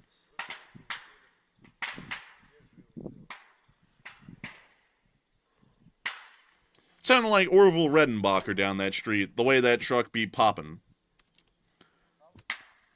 I bet you the Russians wish it was made of corn, because that'd be about the only food they're getting these days. Moving on from that and further on up onto the other side of the Dnieper River, we also got to see a Stormer HVM taking a pot shot at a Russian drone. It's actually kind of rare to see these things in operation. They don't have many of them, and they also use a pretty neat little weapon, the Martlet. The Martlet surface-to-air missile. They actually changed it out from the Starstreak a little while ago because the Starstreak was deemed to suck, and that there's just no way that it couldn't have sucked. Because have y'all ever seen a Starstreak? I'm not going to talk too long about this, but these things were dumb. It's purely a kinetic anti-air round with very small amounts of explosive filler. But once the missile fires, these three little darts right here have small rockets inside of them, and they fly towards the target in a little group, and they all rotate around each other in a circle. It's a really stupid system because there's no explosive filler in these things. So, all you do is kind of cause some shredding to the aircraft, and if it's a grazing hit, an aircraft might be able to actually survive that. On the other hand, any normal conventional air-to-air missile with explosive filler in it of at least a significant amount, at least several hundred grams, would be able to pose far more damage than the Starstreak ever could, like the Martlets, which they're using right now. Let me go show you all a Martlet. That's what a Martlet looks like. And, of course, it has a lot more explosive filler. So, I'm glad to see that they did switch them out from Starstreaks to the Martlets, because the Starstreaks are terrible. But moving on from that and down towards the area of Crimea, we did get to hear about Ukrainian naval drones passing the Tarkin-Kut Peninsula, which is this one that sticks out the furthest to the west, apparently moving towards Sevastopol. But we haven't heard about anything else since then, but it is good to know that Ukrainians have an ongoing drone attack at this moment. And moving on up into Kyiv, it's now time for us to listen to the speech from President Volodymyr Zelenskyy. It's pretty much our halftime show, as a sort, and it sounds like he's giving a bedtime story with the way he's talking right there. He's like, "Hello, Ukrainians, it's time for the speech of the day." And he's right, actually. It's time for the speech. So, without further ado, speech! Speech! Дорогі українці, українки, головне обмін. Ми сьогодні продовжили. Додому повернули ще 307 наших воїнів, рядові сержанти. Більшість Збройних сил України. Є також Нацгвардія, є також Державна прикордонна служба. З усіх цих людей 273 потрапили в полон в Донецькій області. Значна частина ще у 22-му році. Також з території Херсонської, Запорізької, Харківської областей, Луганщина. Загалом за 2 дні обмінів вже вдома 697 українців. Завтра третій етап. Ми маємо звільнити цими днями 1000 наших людей, але завдання звільнити абсолютно всіх, хто зараз утримується в Росії. І це завдання спільне для наших розвідок, для наших дипломатів, для всієї нашої держави. Зрозуміло, що це завдання непросте, але треба реалізувати. Я вдячний всім у світі, хто нам допомагає. І це для нас справді дуже важливо, щоб наші партнери, кожен лідер, кожна держава підтримували нас в цій складній роботі. Жодного дня не зупиняємось. І, звісно, я хочу подякувати сьогодні всім нашим підрозділам на передовій, а також нашим правоохоронцям, всім, хто поповнює обмінний фонд для України. Наші активні дії – це завжди, в тому числі дії заради такої можливості обмінювати наших з полону. Сьогодні ж є за що відзначити наші українські підрозділи захисників неба. Був дійсно масштабний та підлий російський удар. Балістика, частину ракет вдалося збити. Було також 250 дронів, більшість шахедів. Щоночі наші сили працюють для захисту життів. Я хочу подякувати всім, хто допомагає Україні з протиповітряною обороною, з постачанням систем ППО для нас. І це дійсно реальний захист людей тут і зараз. Протягом дня тривали роботи в Києві після російського удару. На жаль, люди постраждали, були пошкоджені будинки, торговельний центр. Росія кожен день наповнює горем та вбивствами, просто затягує війну. Вчора жорстокий удар по Одещині, щодня по Сумщині, по Харківщині, іншим нашим регіонам. На все це потрібна реакція, жорстка реакція Сполучених Штатів Америки, реакція Європи, реакція всіх світів, хто хоче завершення війни. Путін відмовився від припинення вогню вже неодноразово. Це нічого йому не дає, крім того, що кожного дня він забирає життя. Кожен день дає приводи для нових санкцій проти Росії. Кожен день доводить, що без тиску на Росію війна триватиме. Україна готова до будь-якої форми дипломатії, яка дасть результат. Ми готові до всіх кроків, які зможуть гарантувати реальну безпеку. Саме Росія ні до чого не готова. Наступний тиждень має бути часом активності заради нового тиску на Росію, тобто заради миру. Дякую всім в світі, хто з нами, з Україною, з українцями. Слава Україні! And Heroam Slava. And with that, that is the end of the speech from President Volodymyr Zelenskyy here on day 1186 of the news from around the world. And that is going to be moving us on into the second segment of the stream, where we get to talk to each and every single one of y'all. And boy, howdy, what a news segment that was. That was an incredibly long one of 1 hour and 40 minutes, exactly from end to end. And so far, we have been able to see that a large amount of people have been able to get the news from here tonight. At the peak tonight, we had a maximum, if my control room would actually work for a minute. Thank you, YouTube, so much for the memory leak. I hope that they eventually get to fixing everything, much like they had to fix a lot on the platform yesterday that was down. So let me see here really quickly if I can actually give you all the rundown, so that way I can thank all of y'all. We had the peak viewership here tonight of 15.4 thousand people at the peak. Wow. And over the course of the news so far, exactly 100,000 people have watched this stream just at this point right now. And I gotta say, A huge thanks to all of y'all so much once again for watching so far. We are going to be moving on into the next segment of this stream, which is where we get to talk to all of y'all. It's called the question segment, and it's a neat moment because we get to stop talking about the news and get to talk to y'all directly for the remainder of this stream tonight. Nevertheless, I do thank all of y'all for being here so far. I got to thank the 12,000 people who are still here with us right now, and I also have to say a huge thanks to 100,000 people who have watched so far through this point of the stream. If y'all do enjoy, please make sure to subscribe. We would love to have y'all subscribe, and we would love for y'all to become a part of the Lee's Spring Army for Good, which is the community of this channel. It's also called the LSA. And also, if you would like, please make sure to hit that like button. We've gotten up to about 4,045 likes tonight, and it'd be pretty cool to see if we got even higher. But nevertheless, we are going to get into all of the questions that have been thrown in tonight. We're going to be getting to the super chats first, and then all of our live chats second, because we do want all of the new folks here on the stream to know that you do not have to put in a super chat to have a question answered. We do answer questions for free, and we do try and get as many of them as we can, time permitting. But with that, Matthew, please take it away, because I understand that we have a brand new poll, and not only that, we have a load of questions to get into on top of that. Yes, it is now time to jump into our final question segment of the night, where we'll address our super chats, our live chats, and our remaining poll question, which is currently running right now. So the poll says, reports say that Russia has amassed over 50,000 troops near Kyiv, including the elite VDV. That's not so elite anymore. But will the offensive begin here very soon? And it looks like 71% said yes, the offensive will begin in weeks, while 8% said it will begin in 1 to 2 months. And 11% said this seems like a feint or a diversion to distract Ukraine from other areas and try to move them near Kharkiv.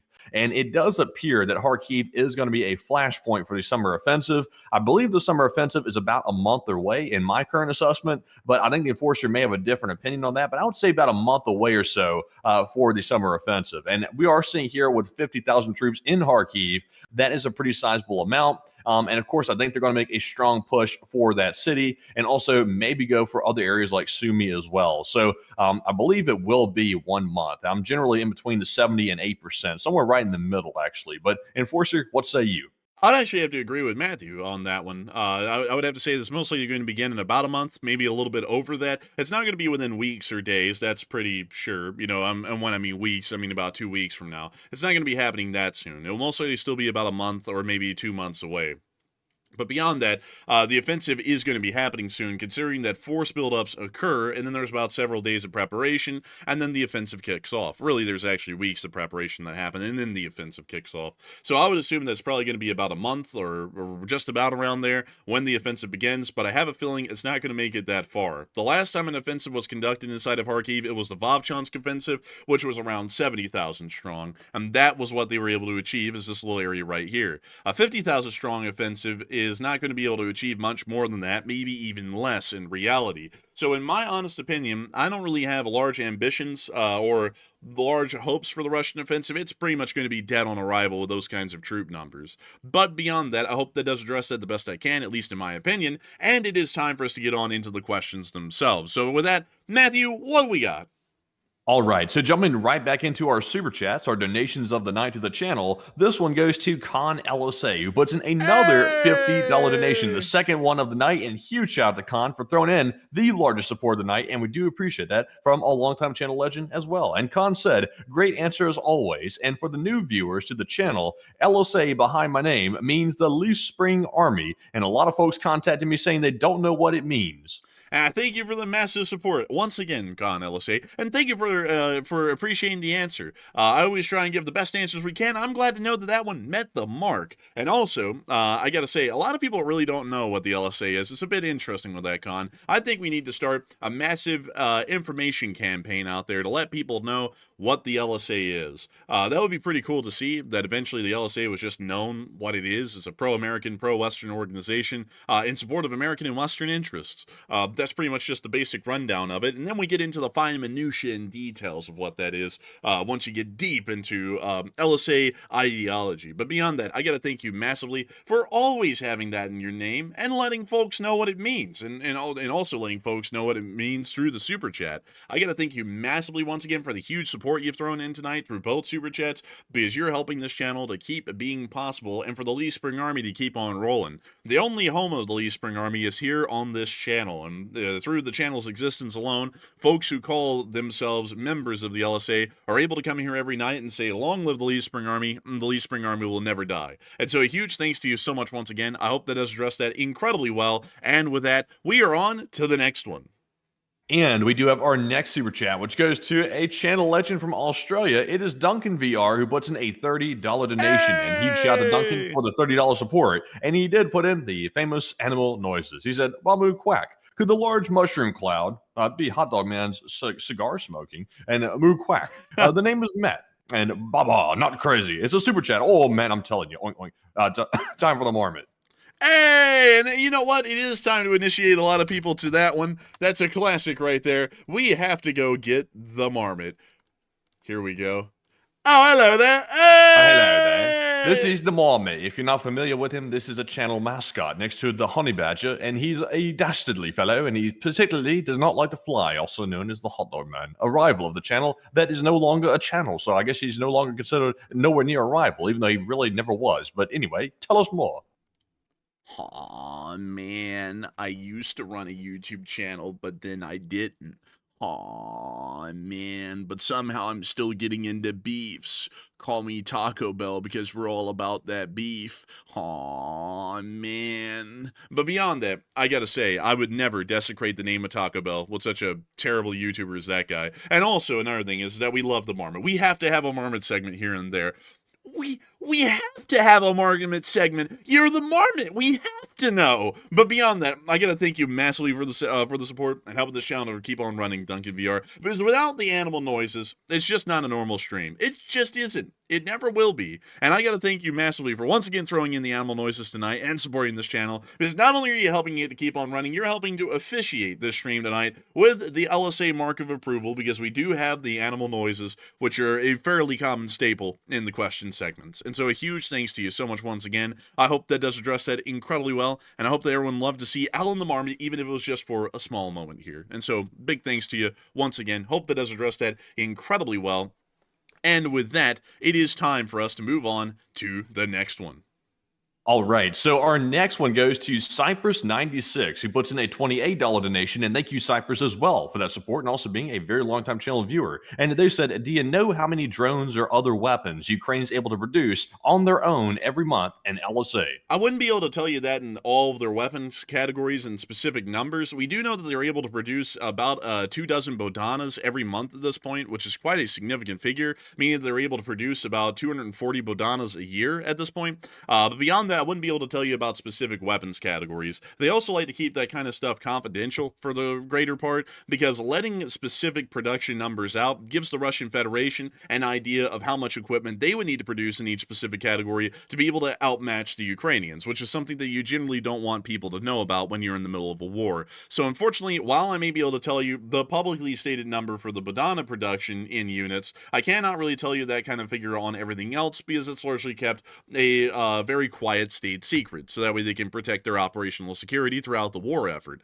But I do thank you greatly for the support and helping this channel to keep on running, because if it wasn't for folks like you, we wouldn't be able to keep this thing running. But I also hope that you know that the reason why I can't give a good answer is because they make sure that we can't give good answers on that one by keeping it secret. And so with that, I hope that does address that the best I can. Thank you so much once again. And with that, we are on to the next one. All right, so our next super chat goes to Uncle Vampy. And Uncle Vampy, he puts in a 20. And thank you very much, good sir, for that $20 support. He said, thank you, and LSA.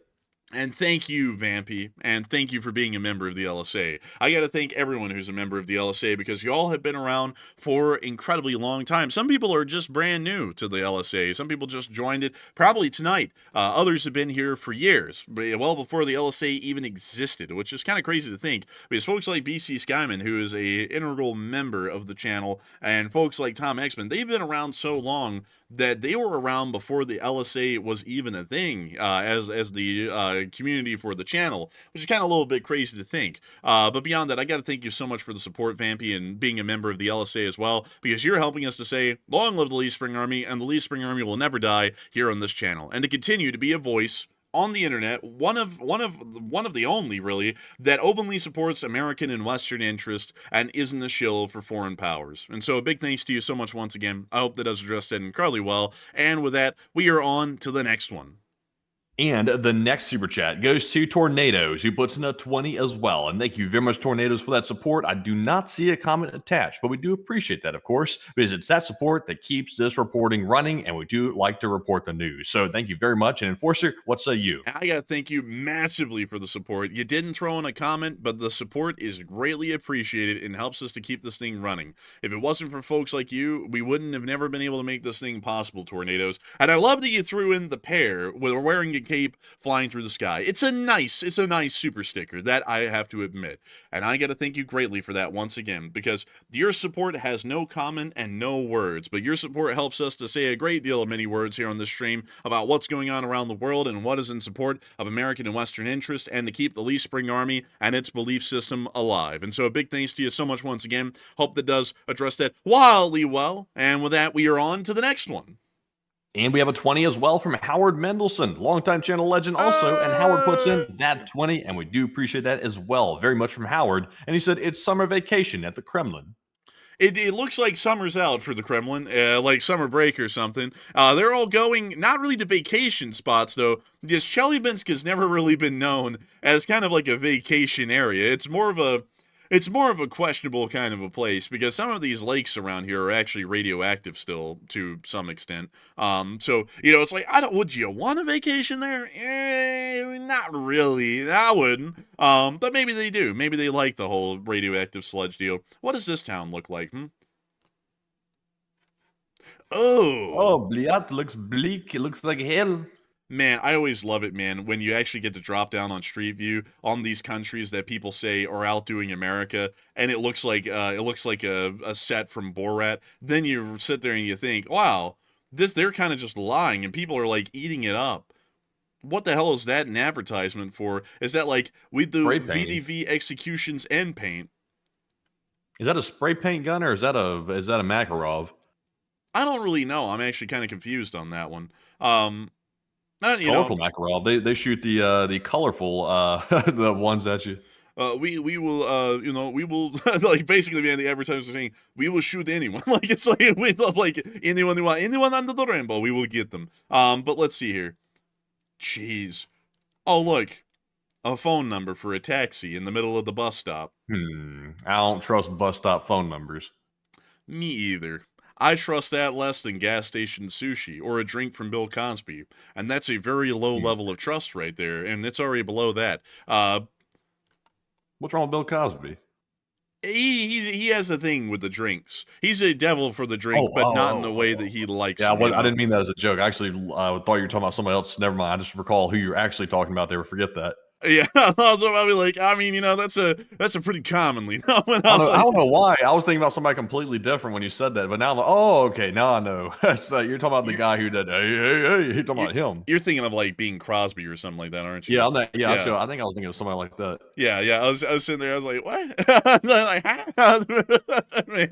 but anyways, with that, I hope that does address that the best I can, and I thank you once again for the support and helping this channel to keep on running. Because if it wasn't for folks like you, we wouldn't be able to be here. We won't be able to have slip-ups like that on air. Not that was a bad slip-up. It was just kind of an innocent one. But anyways, with that, well, it was an innocent one. It wasn't kind of an innocent one. It was an innocent one. Oh, now you're just digging a deep hole now. Yeah, well, we have to set it up. we have to set it up. But anyways, with that, I hope that does address that well. A big thanks to you once again. But before we move on, I have to say it one more time. Summer's out, and the Russians are here to play, but not with the beach, it's with radioactive sludge. And so with that, we are now going to be moving on into the next one. All right, so our next super chat question here goes to Danny B. It is Chef Danny who throws in a very generous $50 donation, one of the largest ones of the night, and thank you very much, Danny, for the $50 support and being a longtime channel legend. He said, good evening, Enforcers, Chef Danny here, and I say everyone in the LSA should come fly here to Colorado. My first barbecue of the year is tomorrow. I go hard on my barbecues, and I'm doing 2 different pulled pork lamb shoulder, smoked wings, hamburgers, hot dogs, and brats. And LSA, Honestly, Danny, I would love some of that, to be straight up honest with you. I would really like some of that. I wish I was closer by because I'm so far away. That's a long flight to get to Denver from Birmingham. But I would really like that. But Enforcer, what say you? Danny B, yeah, make me want to cry. We want good food, but the food is so far away. We're in Alabama, the old hills of Alabama, and we'd have to get all the way out there to Denver, and that's a trip. Even on a plane, that'd be a couple of hours. And then we have to fly into Kanye Airport with how the runways are lined up. No, I'm just kidding on that one, but I'm just playing. But anyways, I would love to get out there though and try the food. You are the official chef of the LSA through and through. No one else holds that title but Danny B. And I would love to have some good barbecue. Some good barbecue. I'm fiending for some good barbecue. All we have around here are pulled pork sandwiches, and that's not a complain.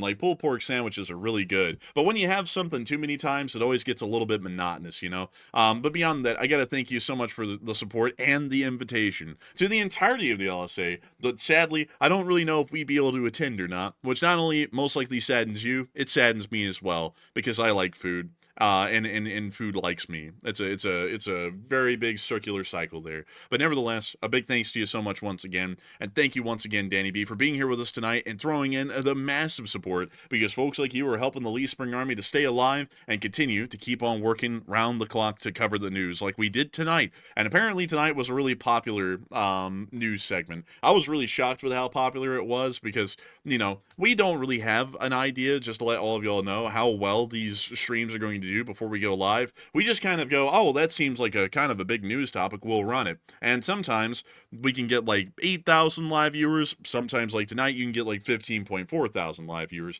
You just never really know when you're about to go live. So it's kind of crazy to see that this news topic tonight was a really big one to a lot of people. It made a lot of people want to listen in. Because I knew this one was going to be a big one tonight. I spent 2 entire hours tracking those flights out of Moscow, and I was watching them the whole time. I was trying to research where they were flying, what cities they were flying to, and I was watching them turn the transponders on and off through various areas of Russia. And also, they'd get to the airport, then they'd turn it off, and you wouldn't ever figure out if it actually landed or not. I was watching all of them, and then all of a sudden, I would look towards other parts of Russia, and all of a sudden, you'd see a new Russian Air Force plane pop up that you never saw take off. They just would turn the transponder on right in the middle of Russia, and you'd be like, hey, wait a minute, that's another identical Russian Air Force government plane. So yeah, I was tracking all of them. Like almost, I think there was like a total of around 17 in total or something. It was more than 12. I just put 12 plus because that was what we confirmed. But it was a lot. And also, I spent a long time keeping track of those things to make that thread on Twitter, which has actually gotten quite a bit of views on Twitter today, which is quite good. And Matthew did a great job with that. It was really impressive stuff. But still, I want to say this, though. Me personally, a little bit desensitized to the news a little bit, because we do this for a living. So we look at it every day. So something is always going on that's big every day. And so to me, I'm like, I don't know which one's really going to like hit with everyone where they want to watch the news, because, you know, it's like, what's big to folks? To me, like, everything feels about the same. And that's not to say that it's, you know, not big news. It is big news. But to me, I'm just like, oh, look at that happened. Like, honestly, at this point, someone actually could get nuked. Like, India could nuke Pakistan, and my reaction would be, oh, well, look at that, because we've just covered so much stuff. And after years of getting harrowed at the beginning, whenever anything would happen and we would get nervous over here, you just kind of end up mellowing out, and you really don't get nervous about much of anything anymore. It could be something like, the U.S. is going to war, and I'd be like, oh, well, you know, like, that happens. It would just be something like that, because we've covered so much before. But still, I got to say that it's great to know that a lot of people came in here, watched it, and enjoyed it tonight, because we always love to be able to be the ones that get to cover the news for all of y'all. We're really honored to have that kind of title, especially with 15.4 thousand people on. This had to be one of the largest world news streams that ran on YouTube today that wasn't a part of a mainstream news organization that's covering partisan politics. So I'm pretty happy with that. And so with that, a big thanks to you once again, Danny B, and we are on to the next one. And our next super chat is another generous $50 support, this time from another channel legend who is still with us. It is Praise Adonai, who put in the 50, and thank you very much, Praise Adonai, for that support. Literally an old guard. And they said, Matt, yeehaw, and also LSA family. And will NATO step in and help Ukraine finally? And thank you for the massive support, Praise Adonai. And yeehaw! yeehaw. That's an old one. Matthew used to do yeehaws a lot on the show, and then I think that died out within the first year. So that is an old reference. It died right out. there. It died out mainly because the mic and Discord won't pick it up. So when I do it, most of the times it doesn't even get the whole thing. So I stopped doing it because the mic wasn't cooperating. Yeah, it's a shame. It's a shame, really, because that used to be a classic thing that you would do yeehaws, or we would, say howdies and stuff. I stopped saying howdy because howdy is a couple of letters longer than hello. I think it's one letter longer, so it takes a little bit more to type. So we switched to hellos to make it easier. So we thought we could say hey to more people at the beginning of the show. And Matthew had to cut out the yeehaws because the mic doesn't pick it up. But those are some old school things that we used to do often. But still, a big shout out to the LSA family for Praise That Night. And will NATO step in and help Ukraine? I would say no for now. The coalition of the willing isn't really that willing. Just to say it that way, like they are sure as hell willing to support Ukraine, but in thoughts and prayers for this point, at this moment, and also passing some extra sanctions. And then the U.S., I don't even know where the U.S. position is on Ukraine at this point. They might support them, they might not. I can't really tell anymore. They're not really doing anything either in support or really hurting Ukraine, so I can't really tell. I would say at this point, though, I wouldn't expect NATO to be stepping in anytime soon. At least that would be my opinion. But I do thank you for the massive support, Praise That 9, helping this channel to keep on running. Because if it wasn't for you, we wouldn't be able to be here. And Praise That 9, you are an old guard and a channel legend. You've been around since years ago. I remember you being in here, I believe, within the first month. So that would make you an old guard by true definition right there. And I got to thank you massively, so much once again, for being here with us tonight and supporting this channel massively and helping us to keep it running, because you're making this thing possible for about 10,000 people who are here alive right now and about 107,000 people who have watched the stream up till this point. And so a huge thanks to you so much once again. And with that, we are on to the next one.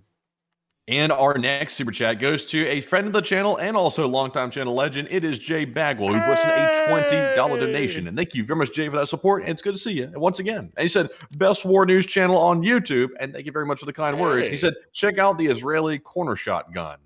Let's take a look at this corner shotgun. But before I do, thank you for the kind words of saying that this is the best news channel on YouTube, J Bagwell. You are a legend and a great friend of the channel. And we thank you for being here tonight, supporting the channel on top of that, and also giving us a gun to look at.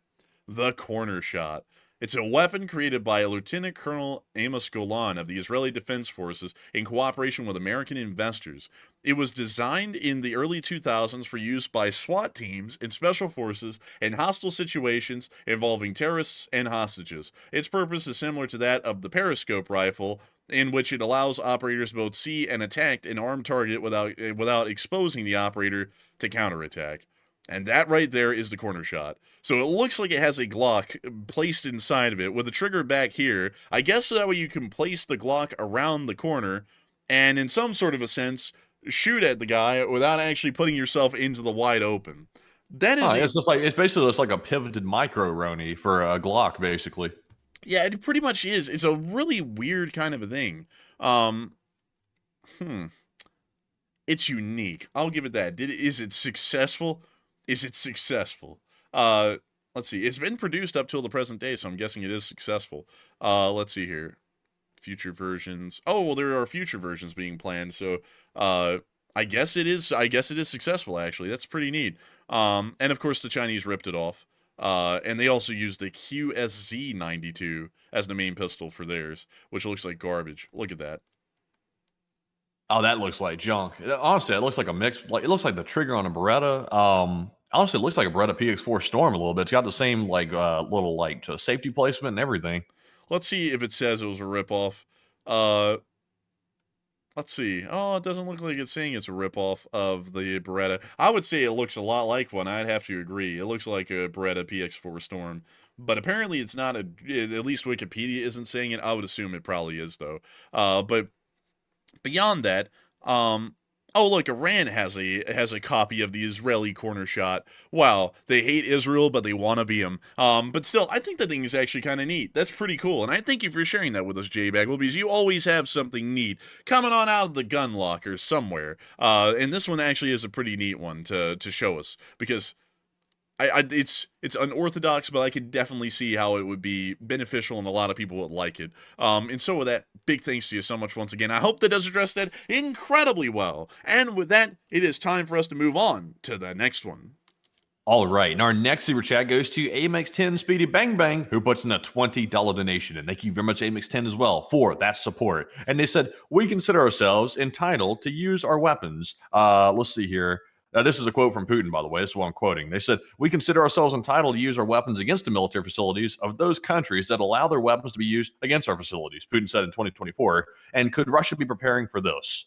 It's possible that they could be. It's not out of the question that the Russian Federation may try and extend the conflict to the rest of NATO, but we do have to remember that he's made a lot of statements like that, and the foreign minister has also made a lot of statements like that throughout the war. They've said that sanctions are akin to, well, sanctions are a declaration of war. They've said all kinds of things, and it's never actually come to literal blows. So I would say it might be, but it also is highly likely not, and that's just really more so extended yapping. I believe we actually did cover that in the past, and also a revision of Russia's nuclear doctrine that also said something to that extent, but largely all for show than anything, and really just for posturing. But still, I thank you once again for support and helping this channel to keep on running, and I hope that gives my 2 cents and my opinion on that whole shebang. And with that, we are going to be moving on to the next one.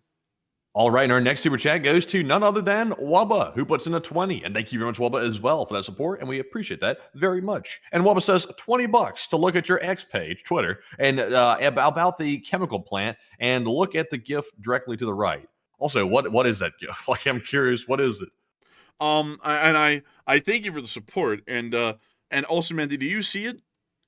Let's see, I was scrolling down to get to the chemical post real quick. I've been posting a lot today. I really have been. Let's see here. Scrolling down to it to get to it right now. I'm scrolling. Yes. I'm scrolling. Let's see here. There's one of them. Let's see if I see a GIF. There's no GIF on that one. Let me scroll down to the second one to see if I can spot a GIF. I'm searching for something that I would assume to be probably heinous, but let's see here. let's scroll down. Let's got a second one here. Let's see if I can spot the GIF. Let's see. That's nothing unusual. There's one more, I think. Let's see here, Max 24. Is it the Viking one where the Vikings are going around? I'm not really sure, to be honest with you. We have like actually 5 different ones of the chemical plant. So I'm not really sure which one you're referring to. You might have to clarify that, Wubba, which one that is. I do thank you for the support, though, Wubba, and helping this channel to keep it running. Hopefully, we can get some clarification, so that way we can make sure. Yeah. He said the dancing peoples. Let me go back and look at that one to see exactly what that was, because let's see, make sure nothing bad in it. I'll just send you the link, of course. You can check a look on it on the second page over there on the right, and see off screen. Let me get the share tab. Gotcha. So let me send it over. Let me get to Twitter here. And you're sending this over Twitter, right? No, I sent it over Discord. There's no way for me to open Discord right now on the second screen. It's going to come up on the first screen. So what I'll do is I'll like it, and it'll be under our likes tab on our Twitter page. Good. That's a lot better. You might also want to remove it from Discord just in case if it is something a little rough. So, that way it's not going to pop up if I have to open up Discord later. So we might want to do that. But yeah. But in the meantime, let's take a look. Yeah. So, let's see. Hopefully it is that. Okay, so it is the dancing people. So it's not bad. It's just that. I don't know. What was he want us to stare at, though? I mean, I this is like odd. Like, what was he trying to point out? What was this? What was it? I think, Matthew, this is the Russians on the way to the liquor store. Could it be the Russians on the way to the liquor store? These people look way too upstanding to be Russians on the way to the liquor store. They look too happy. They don't look like their life is ended already. Yeah, they don't look like alcoholics. Yeah, they don't have that. They don't have that dried out, tanned leather look to themselves. They're not Russians, like that I can say. But I do think for the support, love it. All jokes aside, pretty nice little gift right there, and I thank you for helping this channel to keep on running. But before we move on to the next one, though, I saw one. Matthew responded to it. I thought this would be a funny one, so we're gonna take this one here for a minute. So, somebody in the chat Somebody in the chat said something. So y'all remember earlier when I was talking about the whole nuclear conflict, I was like, we're not really fear mongers around here. You know, if a nuclear conflict happens, it happens. It's not really much we can do about it. And also in a situation where we have to use nukes, considering that we're using them defensively, well, other choice what we have. So, you know, not really a lot of reason to sit around worrying about that all day, every day. So someone in the chat called Nick Hedger said, to say you don't care about nukes is ignorant. Maybe think before you speak, dude. So then said, after that, Matthew said, what are you going to do? Stop a nuke, element? Seriously. So then the guy responds, definitely not, just seems silly to say. And then also added in later, absolutely love the podcast, but you guys say some stupid shit sometimes. So let me... Oh, we're turning into Polly here, man. So let me address this really quickly. So what is the point about worrying about a nuke, Nick? Let's think about the intelligence behind your statement. I am not in control of the Russian nuclear arsenal or the American nuclear arsenal. And I'm also not in control of the U.S. government, except for every 4 years when I get to cast one vote out of the hundreds of millions that are cast in our elections. So I have practically no direct control over that situation at any given moment in time. And I know that it seems like we're a big channel here with hundreds of thousands of people, and that would give me some kind of actual discernible power. But the reality is that I don't have any. So I'm just a talking guy on a YouTube channel. So now putting that all in the picture, what difference would it make if I worried day in and day out about nuclear hellfire or not, considering that my worry does not change that situation? Now, let's think about that really deeply. Of course, I'd be scared if I heard nuclear bombs were flying my way and I was going to die. I would legitimately be scared about that, because I might end up getting killed pretty much instantly or end up suffering and dying about a year later. But at the same time, what would be the point of worrying about that up till that point? Because it's not changing anything about the reality of the situation.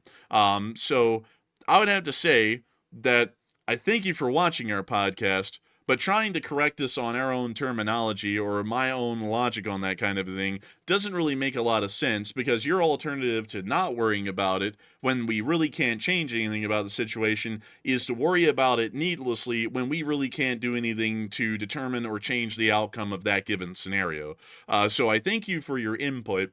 But I have to say that while you're trying to allege that we say some stupid stuff on the channel, I'd have to say that comment was pretty stupid. So I thank you for your input, but I'm going to have to largely ignore that. And I also would like to remind you that this is the Enforcer channel. So if we say something stupid, that's kind of our prerogative, although that certainly isn't one of the stupid things that we've said. We have said stupid things in the past. I don't think that one's really meeting the criteria. Beyond that, though, we will be moving on to the next one.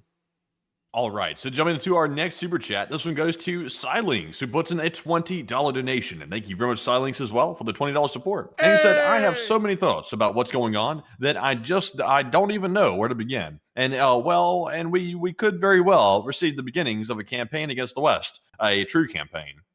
I would agree with you, Silinks. It does appear that I would say that this actually has been ongoing for a while now. There has been a concerted campaign against the West for years now, especially from the People's Republic of China, but the Russian Federation has certainly started to emerge as a threat within the region of Eastern Europe against American and Western interests. So for the large part, American interests are being threatened in the Middle East by Iran, by China in East Asia, and by Russia in Europe.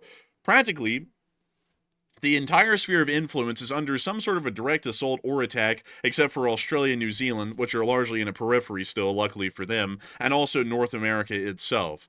So it is quite a concerning situation, I would agree, Silinks, and I think that in these kinds of times of peril in our sphere of influence, we need to be as proactive and vigilant as ever in dealing with these threats and putting them down in the best way that we can. That doesn't mean that we have to go in with a sledgehammer with every single scenario, or a scalpel every single scenario, but we need to make sure that we leverage America's position in the world as best as we can to protect ourselves and our allies from these kinds of menaces like Russia and China and Iran. And so with that, thank you so much for the support and helping this channel to keep on running. I hope that does address that incredibly well, because if it was not for folks like you, we wouldn't be able to keep this channel running and make it possible. And so a huge thanks to you so much once again. And with that, we are on to the next one. And this one goes to GJ, YJ, JH, GH, FD, GF, JS, JER, JH, SH, KH, KG, TH, who put in a $20 donation. And thank you very much, good sir, for that support. And said, I think it is unlikely that Russia would risk putting that many planes in the air for a simple drill. And the drill would allow people to infer a likely path for aircraft. And the risk of doing this twice seems very unlikely. And I would have to agree with you. I think that that is something that the Russians would not do, just for a drill. I think this more so is a continuity of government operations. So I think you and me are in the same camp on that. It would be just bizarre. Think of the prohibitive cost of that. These aircraft are not cheap to fly per hour. And flying from Moscow to Chelyabinsk is roughly about a 3-hour or 2.5-hour flight. So it's not a short flight for these aircraft to be undertaking, and 17 of them at a time. With all the air crews on board and all of the operational ground crews that were involved in that kind of significant expense, that is something to me that is clearly showing us that this is some sort of a continuity of government operation that has been put into action right now, at least in my opinion. But I gotta thank you once again for the support and helping this channel to keep on running, because if it was not for people like you, JG, YG, JH, JH, FD, GF, JS, JER, AS, ... because the rest of the name didn't show up, we would not be able to make this channel possible and keep it running. So I thank you so much once again for the support. And with that, it is time for us to move on into the next one. And the next one goes to David Ham, who puts in a 20. And thank you very much, David, for that support, and we do appreciate that very much. And he said, Slava Ukraine. And Slava Ukraine, and Ram Slava. And thank you for the support, and thank you for helping us to continue to speak out in support of American and Western interests around the globe, including in support of Ukraine. And so a big thanks to you so much once again. I hope that does address that well. And with that, we are on to the next one. All right, so jumping on to our next one here. This one is going to go to Jay. This one does go to JR Just Stuff, and he puts in a $20 donation. And thank you very much, JR, for that 20, and also being a long-time channel viewer. And just said, November 2022, on a random Thursday night, I turned to YouTube, and I saw a channel named The Enforcer doing a live stream, and I tuned in. And 30 minutes later, I realized all its We Ukraine news channels were shit. And TALC and LSA. And I gotta say, damn, I didn't know we were that good, Jared. That stuff, that's really impressive right there. It's never been put to me that way. But, oh man, I gotta say, whew. Nowadays, that's true. Back in the day, there actually was a decent amount of competition. I will say this, though. In fair credit, Sivnev and Denis Davidov are good channels. Like, I will say that. Yeah. We're on good terms with them. They're good channels. They're not crappy to be at all. I would recommend that if y'all ever want supplementary news or information about the war, they're great substitute channels to also watch instead of us if we're not around or not running a video at any given time. But I think Denny's is the last channel that actually does like good Ukraine war reporting at this point, because the other ones have fallen off so bad, not necessarily because the YouTube algorithm disfavors them, but simply because their audience is left, because their coverage is awful. Like, that's generally the entire rest of the category, except for Denis Davidov. And then if you have the world news category, you have Agenda Free TV with Steve over there. That's pretty much the big players at this point, and pretty much everybody else has fallen off. Yeah, that's what it looks like. Or the ones that were around became political channels for the large part, and they may as well just be some other Young Turks or Ben Shapiro ripoff at this point, nearly.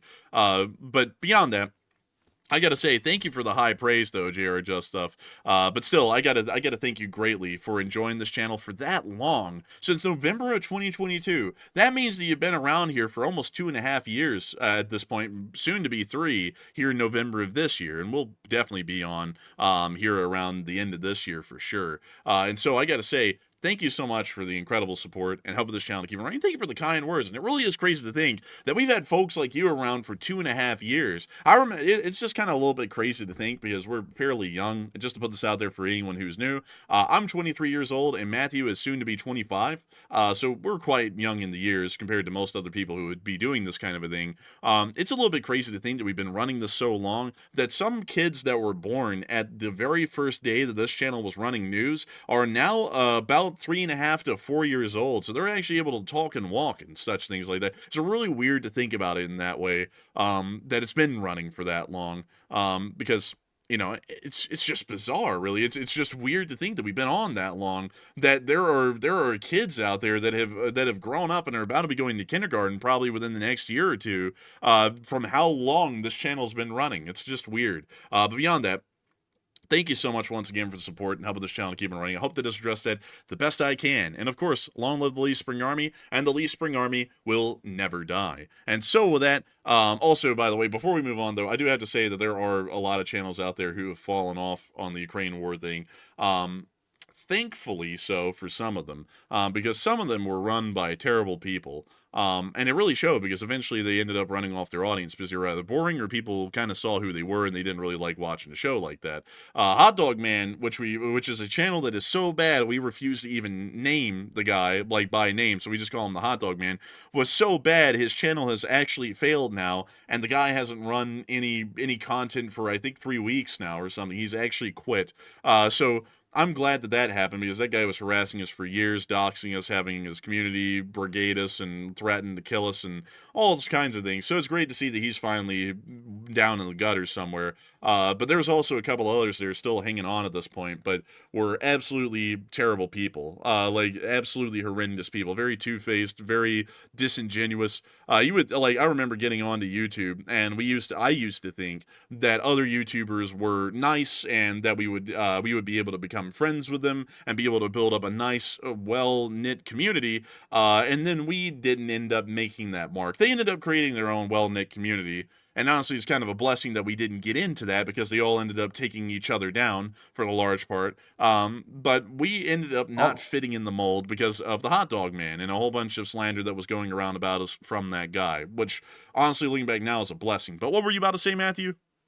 Honestly, though, there are some other good channels out there that we really don't have any affiliation with, or that we really know much about. There's one out there called Suchanonymous. I'm not sure how you really pronounce it. Very, very short. What was that? I think it's Suchanonymous. I might be wrong, though. Maybe. It could be it. He does like really, really short videos. They're pretty good. I just don't know much about the fellow's channel. So there are other good ones out there that we're just not familiar with. But the ones that we are familiar with, like they're honestly garbage, except for Denny's Davidov's channel. Like, he's the only one that does like good frontline analysis. The rest of them are either gotten super political and they've gone into like this like campaign mode for their political party, which is not what they were originally about. And also they've also done another thing by attacking the hell out of us because they didn't like the content that we were doing, which was not right whatsoever, even though we tried to have them on as guests at one point. But it is what it is. It's in the past, but we don't really prescribe to channels that have a low quality like that. And I think that's why they've fallen off and don't have any viewers anymore. Yeah, like that is definitely the case. And also I do have to add that in as like a bit of a caveat there.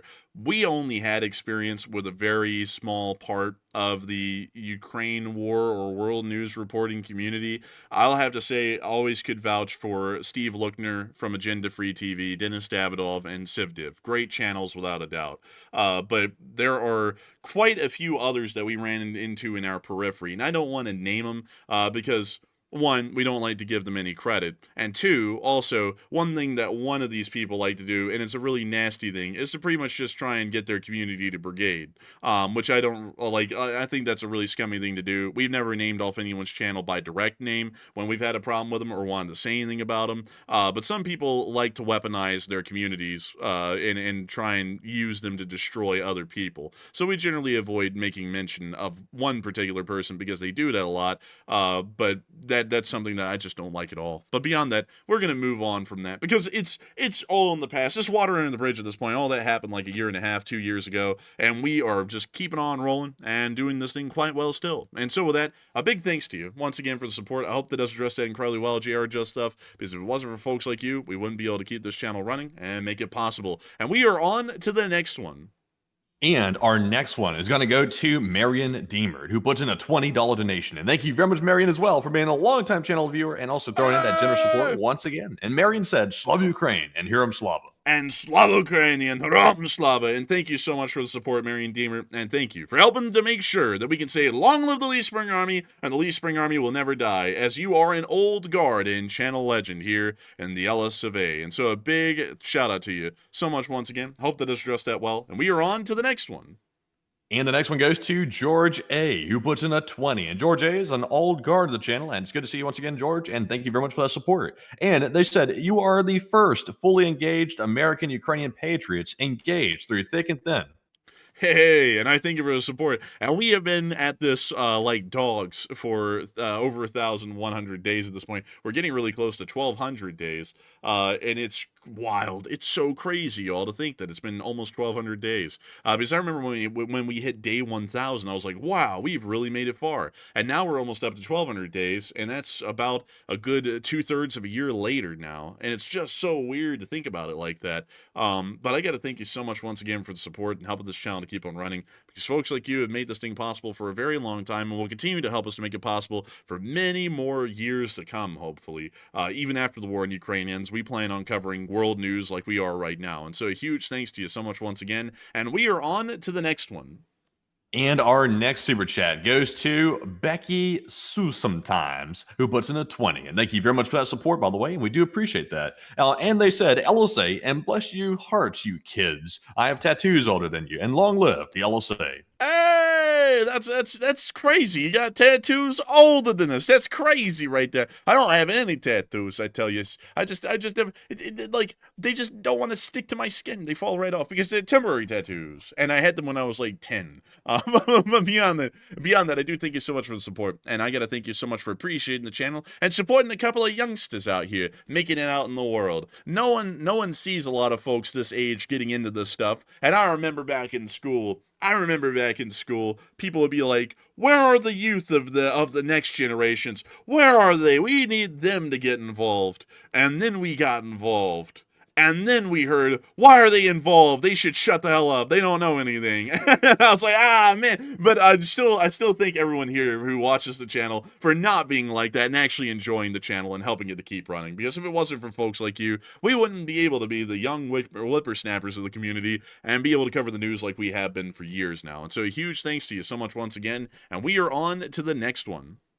All right, and our next one goes to Jay Fitzarelli, who puts in a 10. And thank you very much, Jay, for that $10 support once again. And we do appreciate that. And Enforcer, what say you?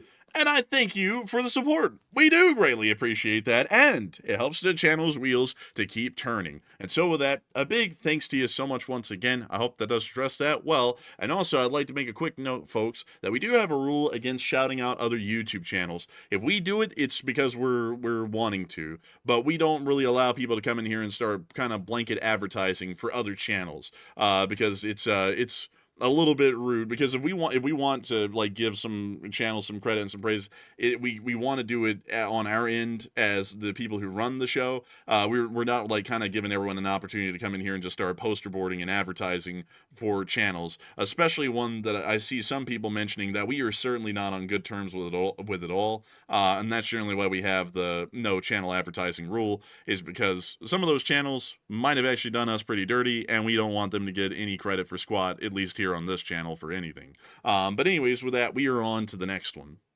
And our next one goes to Dumb Wabbit, who puts in a 10. And thank you very much, Dumb Wabbit, for that support. They said, when are you going to do a merch run with the LSA flag again? And I missed the first one.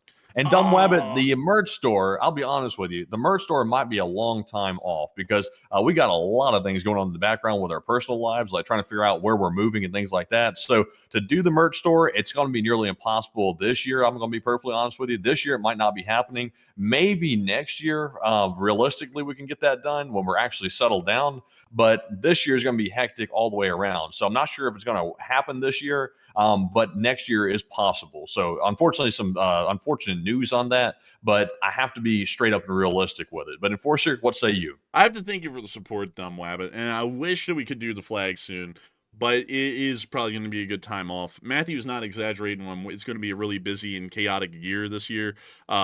It's going to be a pretty difficult one, because we moved into Enforcer HQ 2.0, which is kind of a temporary place for Enforcer HQ 3.0. So we really have to start working towards that, traveling around and trying to figure out where that's going to be, and then moving it out. So that's going to take a lot of time up this year behind the scenes. And also, there's a lot of other things, not getting into our personal lives too much, that have been added onto our plate, or we're having to constantly try and figure out how to deal with in the background that also takes up an extremely long amount of time in our normal days, which makes it really hard to be able to run additional stuff like the merch store. But I do thank you so much for the support and asking about it. And one day, if we can get the LSA flags out there, we will. Honestly, hell, we might end up doing some in-person stuff someday. I don't know if that'll ever happen. That's kind of just like a pie in the sky kind of a thing. But maybe one day we will be able to do in-person things, and people will be able to get flags directly from an LSA merch booth, somewhere, wherever that may be, hopefully. Who knows? But still, a big thanks to you once again. I hope that does address that well. And with that, we are on to the next one. All right, and our next one here is going to go to none other than Murray Escott, who put in a $10 donation, and thank you very much, Murray Escott, for that $10 support, and we do appreciate that. And they said, if Russia has North Koreans, Chinese, and Iran soldiers with the possibility of Belarus joining, is that technically cause for Ukrainian allies to help? Not necessarily, because if that is the reason, one second, folks. I gotta say this really quickly. I see some people coming in here and doing something, so I don't mean to pause here really quickly. I'm gonna cover this one more time.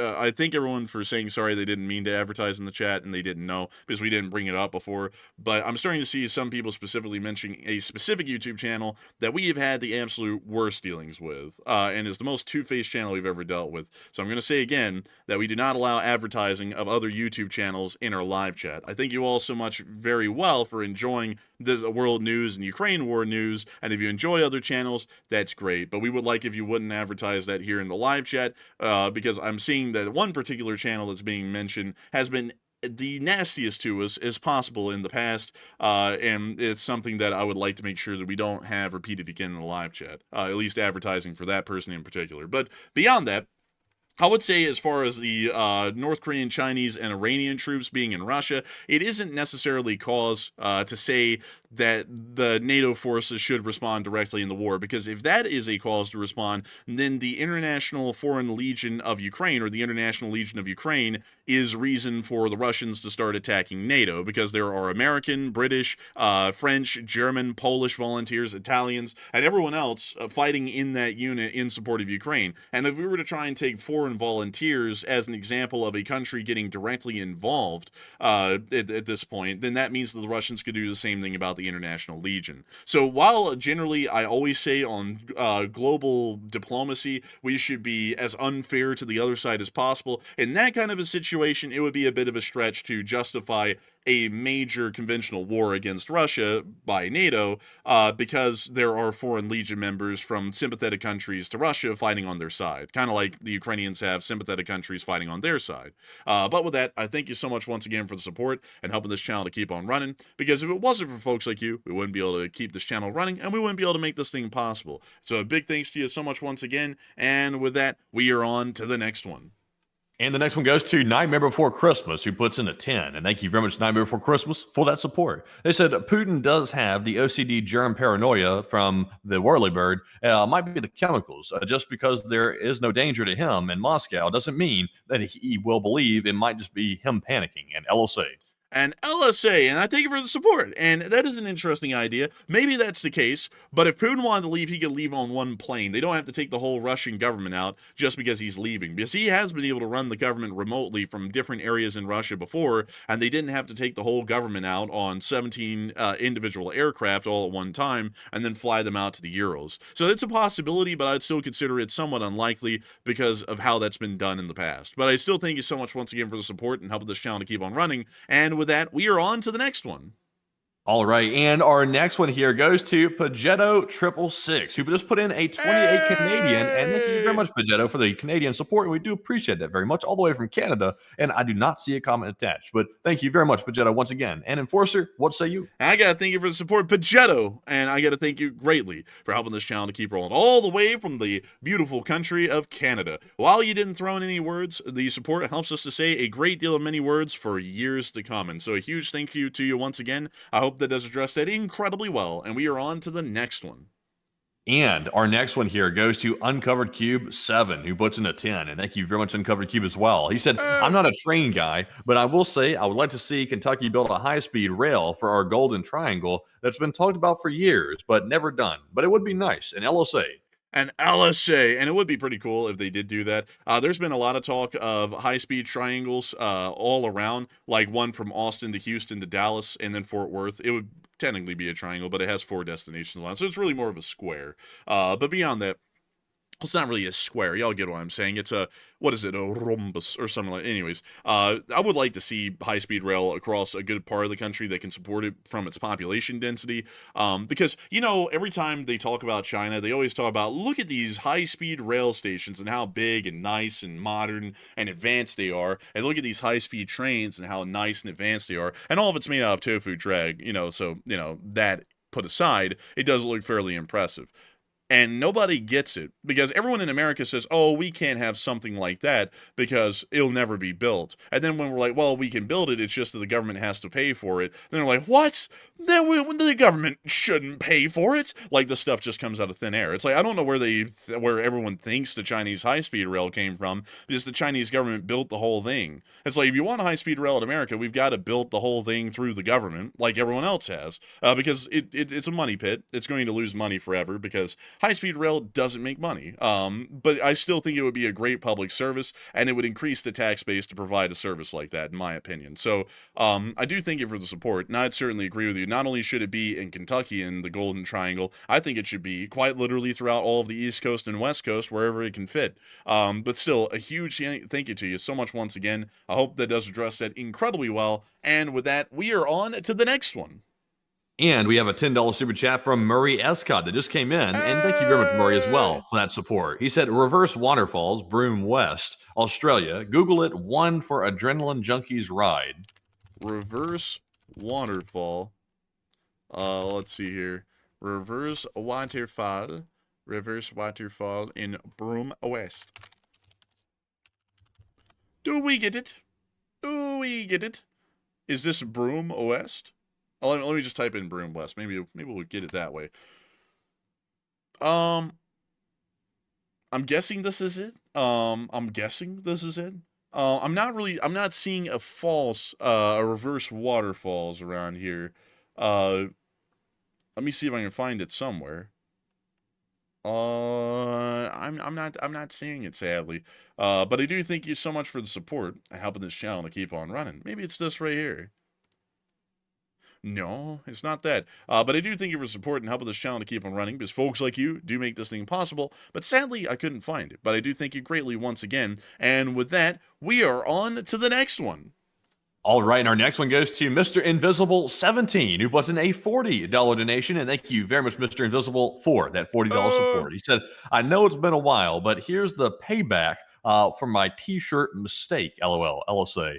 Oh, I think I remember. I think I remember this right here. I think you ordered the wrong T-shirt or something back when we had our merch store running last year, and I think you had emailed me or something and said that you got the wrong one. So I just ate the cost on the T-shirt and said I'll just send you another one with no problem whatsoever. I think that was the case. Correct me if I'm wrong though, but you didn't have to throw in a super chat for that, by the way. I was just going to eat the cost on the shirt and fix it because we don't want somebody to get the wrong size shirt and then have to be stuck with it. So we would rather just fix that. So thank you very much for the support. I appreciate that. And I think I recall you actually mentioned that you were going to do that someday. So thank you very much for actually following through with that. We do appreciate it. It wasn't necessary, but we do appreciate that very much. And Enforcer, what say you? We appreciate that greatly, Mr. Invisible 17, but you didn't have to. You didn't have to because I'm going to share a secret with you, Mr. Invisible 17. We had a small amount of backup merchandise, every single merchandise run, just in case of something like that happened. So it was factored into our budget on all of our merchandise runs that there was going to be possibly an error or something was going to get lost in the mail. So that way we could make sure to have backups ready. So that way everyone would still be able to get their shirts, the right ones that they wanted, and be happy. So you didn't have to worry about that at all. But I do thank you greatly for following through on what you said. You didn't even have to, but we're greatly appreciative of it. And I do thank you massively for the support because you help us to keep this thing running and rolling. And so a big thanks to you so much once again. And with that, we will be moving on to the next one. But a huge thanks to you once again because you certainly didn't have to throw that in. You just didn't have to, but you did because you're Mr. Invisible. We have to know. But with that, we are on to the next one. All right, so our next one goes to Ragnar Eliasson, who puts in a $30 donation. And thank you very much, Ragnar, for that $30 support, and we appreciate that very much. And Ragnar says, I love what you guys do, and love from Sweden, and LSA, and sending love from Sweden. Hey, sending love from Sweden. Great to hear. We love Sweden, and I love Swedish fish. And I'm telling you, I love them. Take a look at these Swedish fish. Probably the greatest thing that has ever been imported from Sweden into the old United States of America. Look at that right there. Swedish fish. You gotta love it. One flavor. One flavor, and it tastes kind of like a lozenge, but like sweet. But I still like them. I think they're nice. But beyond that, I got to thank you for the support and being all the way from Sweden and enjoying this channel and being a part of the international members of the Lee Spring Army. Of course, it's a wonderful thing to know there are members from quite literally around the world who support American and Western interests, and it's great to know that you're one of the folks over in Sweden. And so a big thanks to you so much once again. Hope that does address that well. And with that, we are on to the next one. And also, we have a $10 super chat from Dr. Talps. And thank you very much, Doctor, for that support, that $10 support. They said, go down North Avenue in Baltimore to the railroad display near the stadiums. On North Avenue in Baltimore. North Avenue in Baltimore. Let's go to North Avenue in Baltimore. Let me go see if I can find it, actually. North Avenue in Baltimore. Oh, wait, is this it? Is this it right here? Holy smokes. That is one hell of an old railway bridge right there. Can we get a look at that from the ground? My God, that's like from the 20s, I'd guess. That is old. But is this North Street? I would assume it's North Avenue at least. So let's see. Can you reread that again just to make sure we're in the right spot, Matthew? So he said, let's double check here. Let's see here. Let me scroll back up. Go down North Avenue in Baltimore to the railroad display near the stadium. So that ain't near no stadium. So we need to find the stadium. Where in the hell is the stadium? Where is it? Where is it? Dang, where in the hell is this thing? Dang, man. I don't see no stadium. We're on North Avenue right here. This is West North Avenue. This is East North Avenue. Let's see. Here's Penn Station in Baltimore. Wow, that's actually really nice. Not bad looking. Yeah, I'm kind of shocked by that. Kind of shocked. They got Amtrak service and everything on the Northeast Corridor. That is actually really nice. I can't find this train display though. Like I'm assuming like it's got to be around here somewhere, right? Like where in the world's a stadium? Let's just try and find the stadium, and then maybe we can find something else. Dang, where in the world? Where in the world is it? I just don't know. I'm not wanting to deny this request because I like trains and I want to see this myself, but I'm just not finding it. I'm not finding it anywhere. Is this it? The Baltimore and Ohio Railroad Museum? Is that what you're talking about? Like, I think that might be it. It's near a stadium. There's a stadium. But this isn't North Avenue. This is like Pratt Street. I'm like wanting to make sure that we're in the right spot. I'm guessing this is it because I think this is the only one I can think of. But let's take a look at the Baltimore and Ohio Railroad Museum. This is actually a good one. I've heard and seen of this one before. Look at that freaky thing. That is kind of freaky right there. That's like a box on top of a boiler. Dude, they said, what kind of locomotive you like? They're like, we want one where we can work and sleep in the same place. Oh, so you want a house locomotive? Like a houseboat? Yeah. And then they built this. But, oh, look at this. They got that streamlined Chesapeake and Ohio Pacific. These things were kind of neat. Like, not my favorite streamliner, but it was unique. That I'll give it. There's the original one. Well, I think this is a reproduction. Original rail car of the Baltimore and Ohio. And I think this was one of the first steam locomotives in the entirety of the United States, if I remember correctly. But they have some really cool stuff in the Baltimore and Ohio Railroad. Like this old FA unit, I think, right here. I think, no, that's not an FA unit. That's an Alco thing. This is like one of the predecessors to the EMD FT series, and I forgot the name of it. But these were pretty cool. I mean, they just have so much stuff here, and I like trains, and everyone likes trains, and it's just a wonderful place. And I thank you so much for supporting this channel and helping it to keep on running, so that we can look at something this cool. But still, they have a Western Maryland F unit here. That's actually pretty cool. I didn't expect that at a Baltimore and Ohio museum. And they also have this rusting SD40. Maybe some SD40 series looking thing right there, and I like to see this. I like to see this. It's wonderful to see They even have an SD30 right there. Well, actually, that's a GP30. Whoopsies. Don't want to get beaten up by the railroad people. And look, they even have a Camelback. Those were actually pretty common. I remember watching a video, actually, from a really good YouTube channel called Part-Time Explorer about one of these things getting into a collision near Camden, New Jersey, if I remember correctly. I think. I'm not really sure on that one, but it was somewhere around here, just outside of Philadelphia. Somewhere down here. Near in between Atlantic City and Philadelphia. So if we looked around, we might be able to find where that was, but we're not going to do that because that would take too much time. Still, I thank you once again for the support and helping this channel to keep on running. I hope that does address that incredibly well. And with that, we are on to the next one. Also, by the way, I ran a poll here, a very clever poll that many people probably don't even know the answer to. But it says, what age do you think the enforcers are? Meaning the host, me and Andrew. So it looks like 72% said 20 to 30 years old. What? 18% said 30 to 40 years old. 4% said 40 to 50, and 6% said 50 to 60. And most people know because most people have been here for a long time that are watching right now at this point in the stream. So most people got it right. 50 to 60 years old is wrong. It's 20 to 30 years old. 24 years old is me. I think we might actually mention that at some point earlier in the stream, actually. So what a redundant poll this is, I must say. But Enforcer, what say you? I would have to say, y'all are dead on the nail. We are in between 20 and 30 years old because I brought up Matthew and my age earlier on in the stream. So a lot of y'all got that right, and a lot of y'all are really attentive listeners. I like to see that. But to 19% of y'all who said we're 30 to 40, I'm flattered to think that a decent amount of people are convinced that we are far older than we really are by at least 10 or 20 years. I'm really, really honored by that, folks. I thank y'all for that. And so, with that, thank you so much once again. And Walter E. Lakota isn't just the ship person, Matthew. He's the train person. He actually got down exactly what kind of a locomotive that was by a quick glance. I like that, Walter E. Lakota. I appreciate that. You're not just the OG L&N bosun. You're the OG L&N engineer. But it was that we are...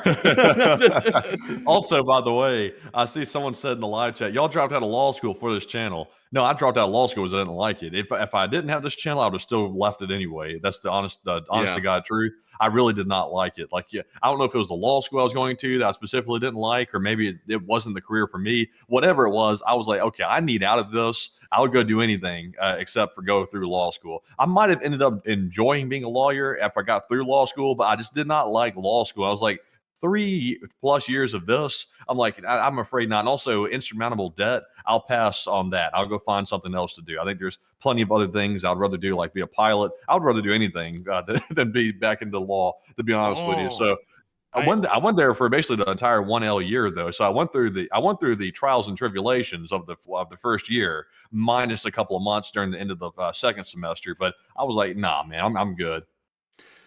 Oh man, law school was bad, folks, and I gotta say, like, I gotta pull up that Los Pollos Hermanos thing, Matthew, where it's like, you did this because of this, and I did it because of this. We are not the same. Like, we didn't drop out of law school for this channel. We dropped out of law school because we both hated law school. Like, we could have tried to get through it and end up being in insane amounts of debt, and then I probably wouldn't have ended up becoming an attorney anyways, because I don't really like that profession much, and I didn't like law school at all either. I did not care how much they said attorneys got paid. That job would not be worth it. It was a soulless kind of a thing.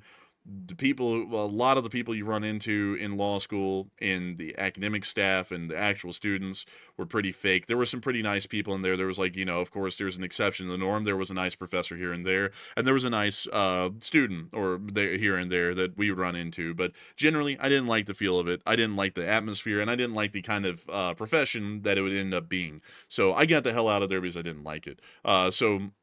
I'm like, some of y'all may ask, do we regret that? A year and a half later, looking back, absolutely not. I do not regret making that decision a single moment. I would have been miserable, and I most likely, I just wouldn't have been able to handle all of it, really, because I hated law school so bad. It wasn't that it was tough, like, it was doable, but it was something that was just so unenjoyable. I would have given up on everything. I would have just burned out and just quit everything, probably, YouTube and law school altogether. And then I would have been in crippling debt with nothing to do and just be absolutely spent. And that wouldn't have been worth it at all. And so I hope that addresses that well to some folks who may be wondering about that, because, yeah, that's something that I hated a lot. And if I was to tell y'all something something to go with for the rest of your life, as long as you like doing what you're doing, don't let anyone tell you, like to anyone who's our age, don't let anyone tell you that that's a stupid job. If you like working on cars, go work on cars. If you like doing a trade, go do that trade. If you want to go and become the best grocer that's ever been seen in America, running a grocery store, go do that. Don't let anyone tell you, your parents, the people outside, your friends and all that, tell you what you need to do. Don't let money guide your decision making, because that is a way to live miserably for your entire life, is when you say, I'm not going to do the actual job I want to do because I don't really think it makes a lot of money. I'm going to go do this other job that I really don't want to do because it pays me a lot. Don't do that, because you're going to end up hating that job so much you're not going to make a lot of money doing it, and then you're going to be stuck in a crummy job you don't like. So go do something. I think you're speaking to yourself. Is I think most of our demographics are probably retirement age at this point. Well, that's why speaking to the choir. That's why I said to the people who are our age, if you were hearing the first part of it, like it was like kind of like I was like, well, actually, we're just kind of talking. I'm not sure if there is any people like that on this channel, to be honest with you. Like 4% of our audience is like 4 or 5%. So I'm kind of like speaking to them here for a minute, because they're our age. A lot of y'all probably may not have jobs because it's so hard to get out there and find one, really. But make sure to go for something that you want to do. Like, no matter what it is, even if it doesn't sound like it's going to make a lot of money, if you do really good at it, I can promise you that there is a way to make a lot of money doing whatever you want to do. But make sure to pursue a job that you actually are enthusiastic with, because if you don't, you're going to end up screwing yourself over for life. And I would have to say, I'm very happy doing this job. I never thought in a day in my life that I'd ever do anything like this. And I remember back in high school, I didn't even consider this to be a job. And now that we've been doing this for 3 years, and this is what I would want to do. Like, if there was anything I definitely want to do, it would be this right here. So y'all make sure, if y'all are our age and y'all are listening to this right now, to do what you want to do. Like, make sure you're happy with what you're doing, because you're going to be stuck with it for the rest of your life. But with that, I hope that does address that well, at least the best I can in my opinion. And with that, we are on to the next one. Also, we have a poll. It says, how long have you been watching the Enforcer channel? This is a good question here. It looks like 40% said the last year or so, while 29% said in the first year of founding, 23% said since the channel founding, and 8% said since the last month or so. And you'll be a real old guard if you were here before I was here. I was here a month after the channel got started or so. That's when I joined the channel as a co-host. And I was not here the first month. So if you were here during the first month, you are even more old guard than I am, and I'm going to co-host on the channel. So that is the true old guard. It looks like the most people we have here is in the last year or so. So we have quite a few old guard, 23%. But also quite a bit of new people as well, if you consider a year or so being new. But Enforcer, what say you? That's actually interesting, and that actually kind of lines up because about half of the current size of the channel came around in the past year. So it's interesting to see that the poll kind of reflects that a lot of people are new to this channel and are here from just the last year. A lot of people are still here from the channel founding, which I would expect, because old guards are pretty much here. Like, all the people who were here with us at the very beginning are still here with us today. So that makes sense that they make up a good bit of the channel's viewership right now. The first year of founding, that's still quite a large number for y'all to still be here about 3 years later. That's pretty impressive to know. And also the last month, that makes a good bit of sense. We've been, well, actually, crazy enough, it's 10%, because we haven't been growing as fastly as we have other months this month. We've gotten about, I think, 12,000 new subscribers over the course of the past month or so. So that sounds like a lot, but in reality, for the channel on any other given month, on some of their larger ones, it does get a lot bigger than that. So it's a little bit interesting that 8% of the current community is actually from the last month too. But still, with that, I hope that does address that the best I can. And with that, we are on to the next one. All right, and our next one here goes to Chase Meddy, who puts in a $15 donation, and thank you very much, Chase, for that $15 support. He said, do you guys think something like power armor from Fallout is a realistic possibility in the future?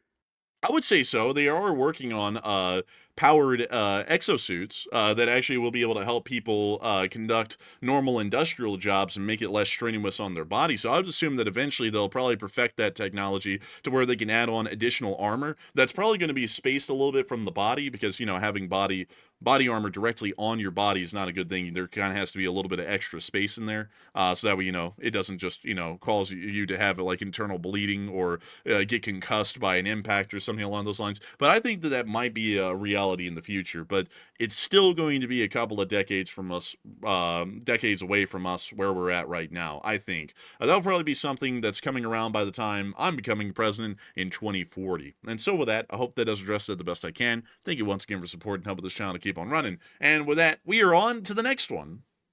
All right. Also, by the way, apparently I joined on day 22, according to Miss Disu, who keeps the record. So I was not a month in. I was 22 days in. This sounds like that show, what's it called? 21 Days Locked Up or 21 Days. What's it called? 21 Days Abroad or something like that? 21 Days In or something like that. I don't know. It's something like that. It's one of those prison shows where they throw some fake phony in there that turns out to end up being a snitch or something like that. And they try to like escape from getting beat. Or something like that. 21 Days In. I don't know if that's it or not, but it's one of those reality shows. But yeah, 22 days is something like that. So very interesting. So sooner than that. But anyways, jumping into our next super chat here. This one goes to Dr. Tops once again, who puts in a 10. And thank you very much, by the way. They said Western Maryland Railroad in the Hood, Cumberland, Maryland. Also, North Ave is. Man. Cumberland, Maryland in the hood. There's a huge yard here for CSX. And this actually is this is crazily enough, just to share this with y'all, a railroad route on Train Sim World that I actually played a good bit. Like I have like 200 or 250 miles logged on this route, driving it from end to end. So I actually know this area on Train Sim World pretty well. But what does Cumberland look like down in the town? I got in the back alley. This is probably not the best spot to see the town from. Is the whole town back alleys? Like, it feels like every single street is, like, incredibly small. Are they... Okay, so now this is 2008. Actually, that looks pretty nice right there. They have, like, a little walking area, with nice trees and, like, a little park and everything. But that's 2008. How about the present day? 2023, they ripped all that up. And I don't know what they're doing there. This place looks all right. It's not incredibly bad. What do the residential areas look like though? That's where we find out. So, oh yeah, this isn't that bad actually. Like, look, they even have like little cobbled sidewalks. If you see cobblestones, it's nice. It's got to be nice. The lawn care could use some work though. It looks like it's overgrown with some type of like invasive thing or something. Some of that, like, it's not kudzu, but it looks like something different. Yeah, weeds or something, like invasive weeds. Aw, man, did someone say weeds? That was so loud, that initial, like, start of that. That scared the hell out of me. Oh, man. But let's see, this train line here goes from Cumberland to... Oh, boy, where does it go? Oh, well, it goes up here to Heinemann, and then it passes through Heinemann, and it makes this little turn here. And then it goes through these mountains. I've actually driven this whole thing in Train Sim World. That's kind of where I knew where I was going right there. And then it makes all this loop-de-loo, and... Oh, look, here's the summit of the Alleghenies right here. And they got a picture of it here. There's the sign that says Summit of the Alleghenies. So this is actually the highest point in the Allegheny Mountain range that a railroad runs through. It's right there in that little area. And then it comes down here. And then I think the Train Sim World route, it doesn't end there. It actually keeps going. And it goes on past here, around here. Come on, any second now we're going to make it. It goes all the way to Rockwood. And then it stops here. And then you don't go any farther from here. So that's the end of the route on Train Sim World. It goes all the way from Cumberland to Rockwood up here. Kind of a little cool. But still, pretty neat place. And there is some kind of a bridge. Let me see. There was a bridge around here. Here it is, the Salisbury Viaduct. And this is like a significant landmark on the route. And it looks just like that in the game, which is pretty cool. What railroad? The Western Maryland appears to have used that, and I guess it's abandoned now because it's like a walking path and stuff up there. But still a pretty neat little feature in the area. There's another one of these kinds of bridges here in Pennsylvania, and I got to give a shout out to this one because it's one that has special memories to it because it is connected to a friend that I know off stream who told me about where they're from, and it's the Kinzua Bridge up here near Bradford, Pennsylvania. Let me go see if I can show y'all the Kinzua Bridge State Park. The bridge collapsed since it became a state park. You can actually see it's fallen over down there. It was out of use for a long time before that. But the Kinswood Bridge is a very impressive one. It actually cut 16 miles of rail, if I remember the story correctly, out of the routes that would snake their way through these mountains up here in northern Pennsylvania, and it still remains a significant and dominating structure to this day, at least the parts of it that still exist. Pretty similar bridge. And the one down there on the Cumberland, or the Sandpatch grade, reminds me of that bridge up there near Bradford. But anyways, with that, I hope that share with you all some very impressive railroad bridges, some pretty neat stuff. And I gotta thank you for the support and also sharing with us a little bit about the area of the Western Maryland Railroad in the hood. But also with that, we are on to the next one. All right, and our next one here goes to the channel legend. It is Walter A. Lakota Jr., who jumps in with a $50 support. And thank you very much, Walter, for that 50. And it's good to see you once again, the OG Ellison Bosun. He said, aloha, the Enforcer Matt, and LSA from OG Ellison Bosun. Still here in Kaohsiung, Taiwan, and nothing is happening. It's been quite quiet and business as usual. And maritime fact, 7 seas is in reference to the seas around the Mediterranean Sea. Oh, that's actually really neat, Walter A. Lakota. I didn't know that. And also pretty cool to hear that you're still in Kaohsiung, in the southern area of Taiwan. Really cool, actually. And I've heard many great things about Kaohsiung. Let's take a look at it. Ah, yes. I see you know your Taiwan well. Good one. And you, sir, would you like to receive my small island? How dare you, sir? Get your hands off my Kaohsiung. Also, look at that park. Oh, that is nice. Man, that's like Fed money park, honestly.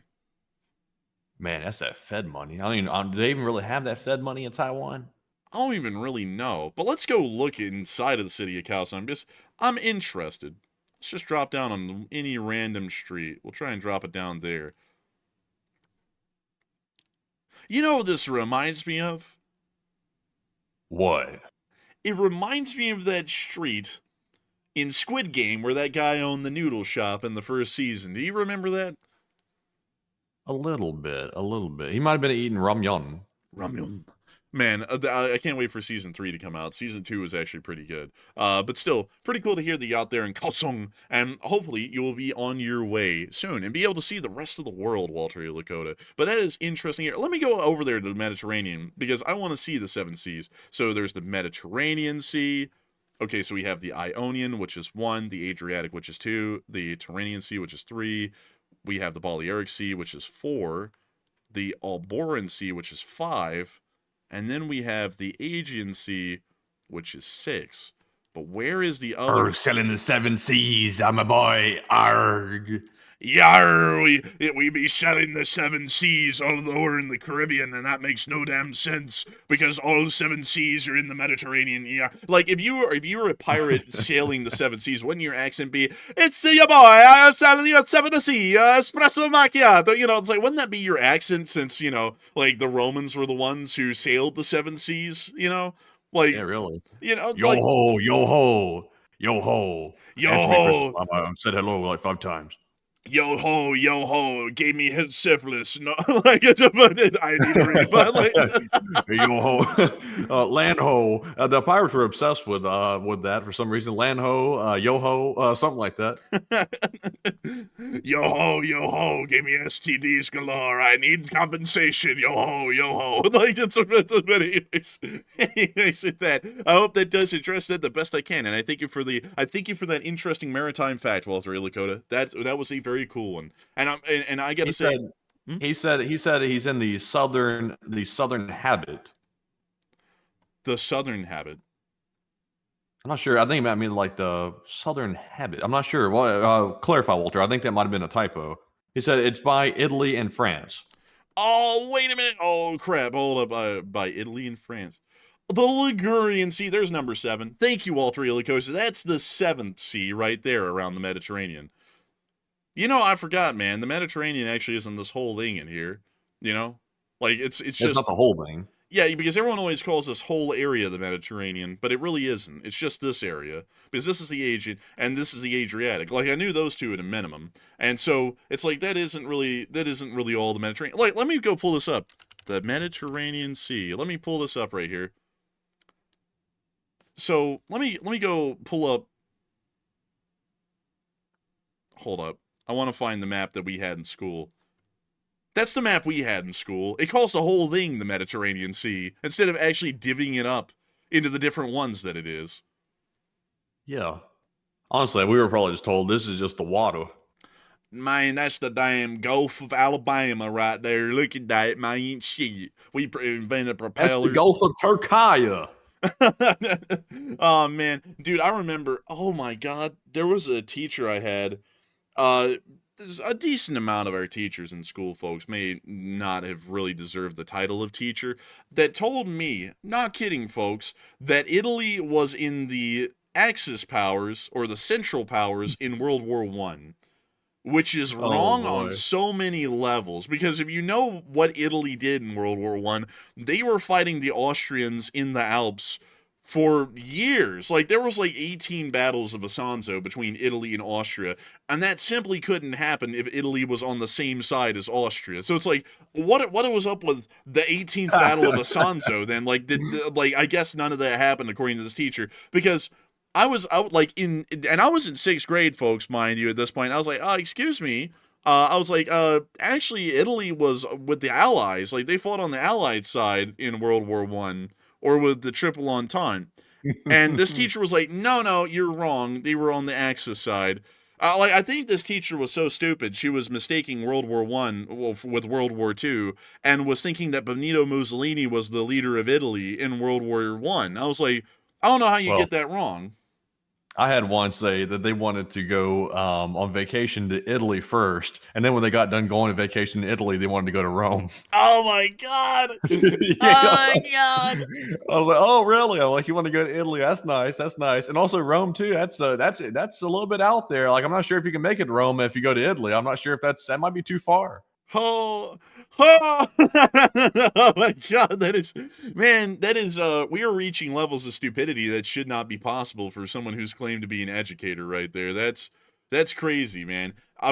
That's like the whole joke that we had, Matthew, behind the scenes, 2 in Italy, 1 in Rome. Like, oh my God, that's crazy, man. That is actually crazy. But man, I would hate to not know geography like that, man. That would be terrible. But you know, another thing, man, that I remember in one history class that really stuck out to me as being just wildly wrong is that there was this one time, man. There was this one time, and I think if I remember correctly, it was in 8th grade.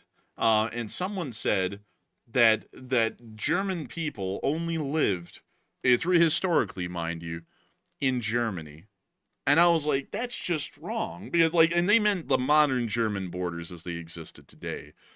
And that was wrong, because German people, let me go pull up the map of Prussia, just to give an example. Did they not ever hear about World War II? The Germans lived a lot of places they weren't supposed to be.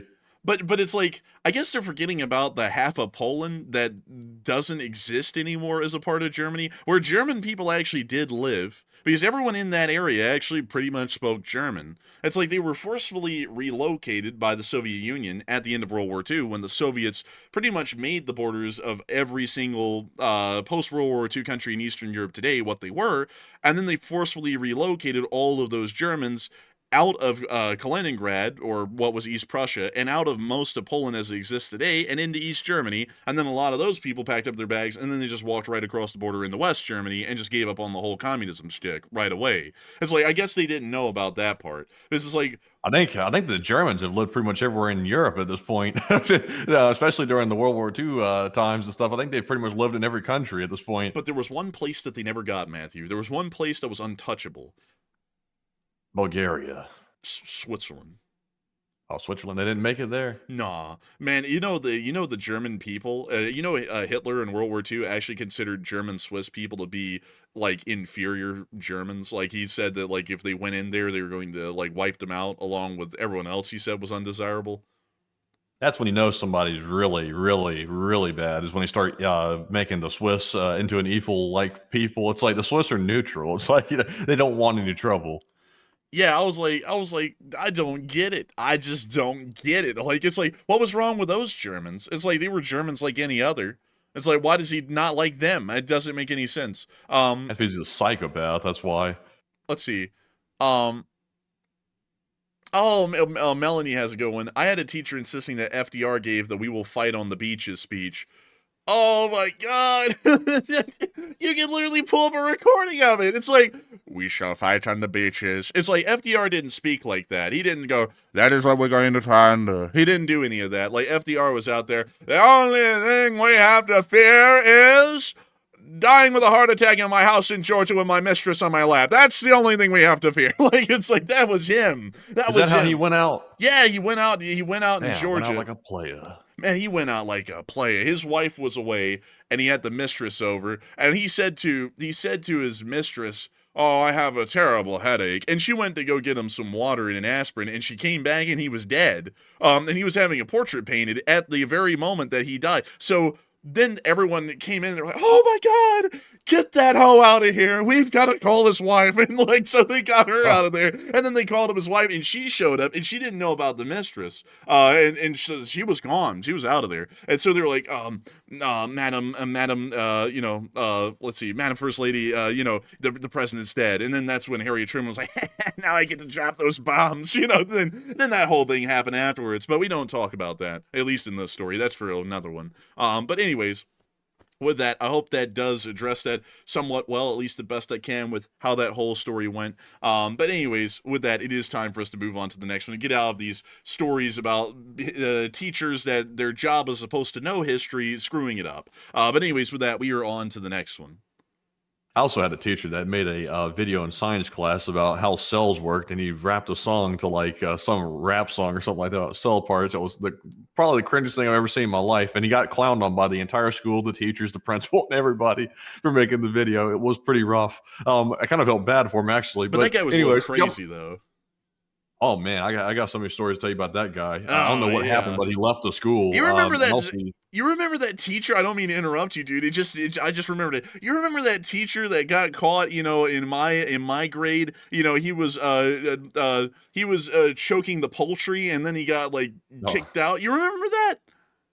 Yeah, well, this teacher I'm talking about, he was doing something similar. He would lean back in his chair, at his desk in the classroom, and would just stare at some random girl in the classroom, whatever, really creepily. I'd be like, what the hell is this guy doing? And everybody be like, what the hell is he doing? I'm like, I don't know. I just want to leave. I just really want to leave out of this classroom, though. But he ended up leaving the school. The answer is that he was most likely having very unprofessional thoughts, which apparently was quite a common thing every grade, because there was always something that would happen. One teacher was abusing the poultry in 8th grade, 2 classrooms down from me. I literally heard about it right after it happened. And then in 7th grade, a teacher busted her head on a table. Unfortunately, she was actually pretty nice and had a seizure, and then she got fired after having a seizure, which was pretty messed up because she wasn't tenured yet. And then in 9th grade, there was something else that happened. I forgot what it was. I remember, though, in 11th grade, in my 11th grade, Matthew, there was that story about that one teacher in your grade who got acquainted with half of the football team or something. And then there was also the one of the basketball. That was an assistant. Oh, yeah. It was an assistant. Sorry, correction. It wasn't a real teacher. It was just an assistant. And then there was another thing that happened while I was in 12th grade, Matthew, of a basketball coach pretty much going around and doing whatever with the girls' basketball team. And he got arrested at the school, if I remember correctly. And it was a whole deal when it happened.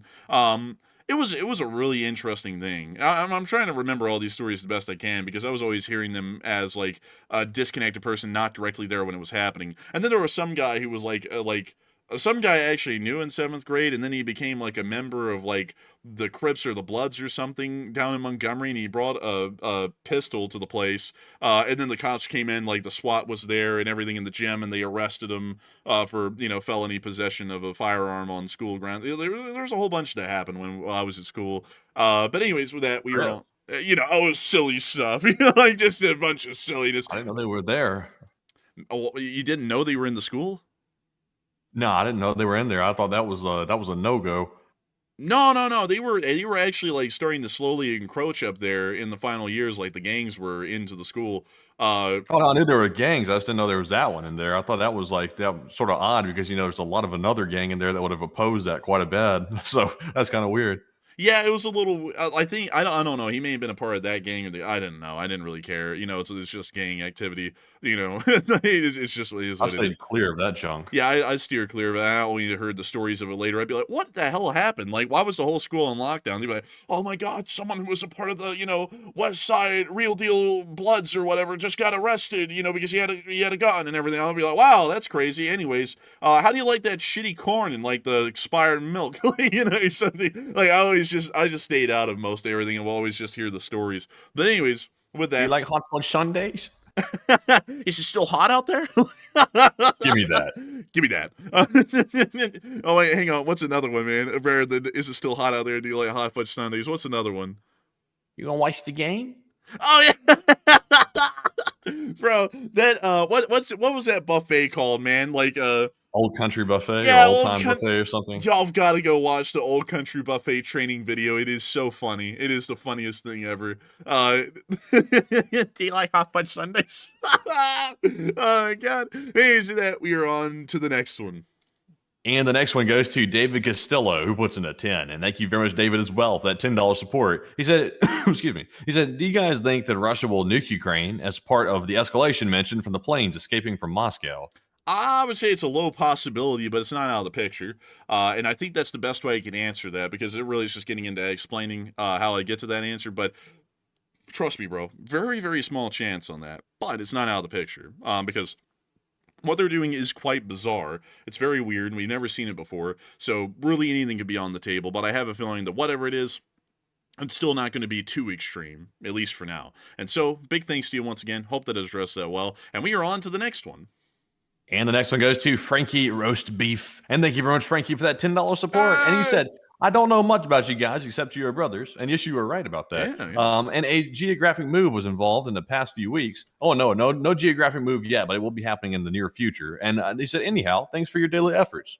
Hey, and thank you for the support. And actually, our last geographic move was about 6 or 7 months ago at this point, I think. Let's see. Yeah, it was about 7 months ago, or 6 or so. But yes, and we are brothers, and we are in our 20s. There's not really much more to know about us than that. We're kind of blank slates. Well, not really blank slates, but we're, we don't really do too much. We pretty much just work and then sleep and then eat and then work. So you pretty much know everything there is to know about us. We're about that interesting. We're very bland people. But I do thank you so much for the support once again and helping this channel to keep on running. And with that, we are on to the next one. And this one goes to Adam McLean, who puts in a 10. And thank you very much, Adam, as well, for the support. And he said, LSA. Hey, an LSA Adam McLean, and thank you for the support and keeping this channel McLean. And thank you for helping this channel to keep on running. And with that, we are on to the next one. And this one goes to Quantum Fighter, who puts in a $10 donation. And thank you very much, Quantum Fighter, as well. They said, check Palais Ideal du Facteur Cheval, a monument built by Ferdinand Cheval, a local postman in Haute-Rives, over 33 years, for real. 1879 through 1912. Self-taught Cheval built it with stones collected during his postal rounds. Let's see here. I need to grab that super chat so that way I can read it. There we go. Thank you for the support, Quantum Fighter, by the way. And let's see. We want to find the Palais Ideal du Facteur Cheval. Let's find it. Whoa. That's actually pretty He impressive. built that with spares. He built that with the spares. He wasn't even sweating. He was just doing this on his free time. That is actually really impressive, though. That is impressive.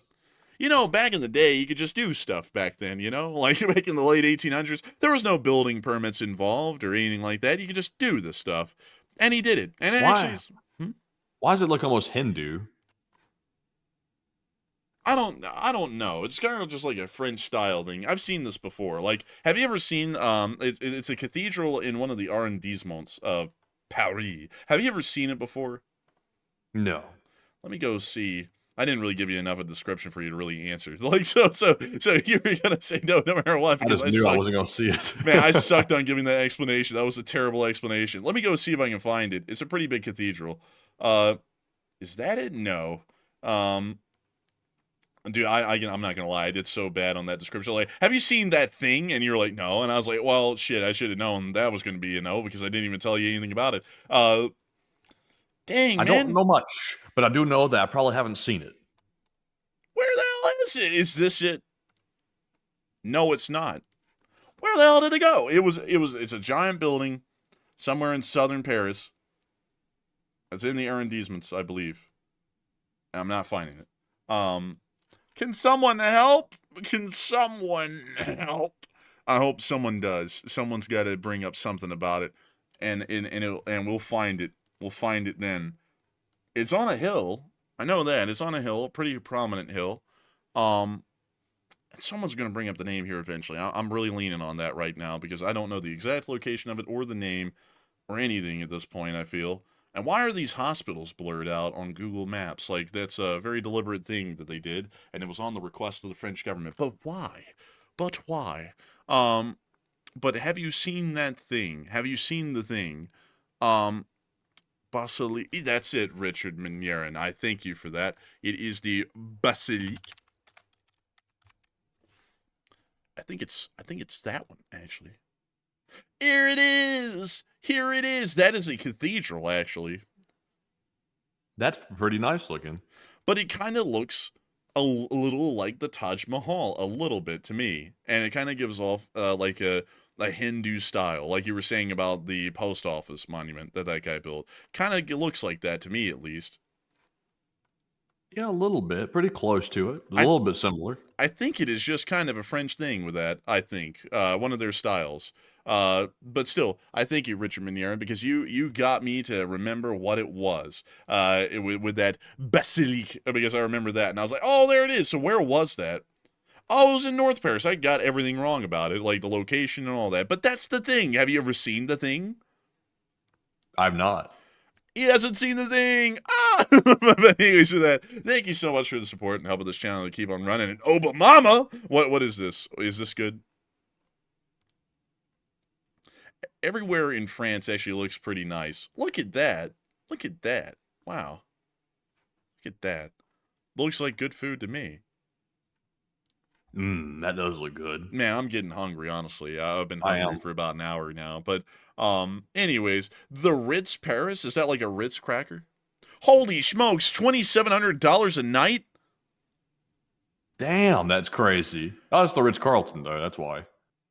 Well, the rooms are pretty nice, but I don't think they're worth like $2,700 a night. I mean, that's pretty expensive right there, folks. I mean, you know, we would only be able to afford to stay in there like maybe like an hour, and then we'd be broke.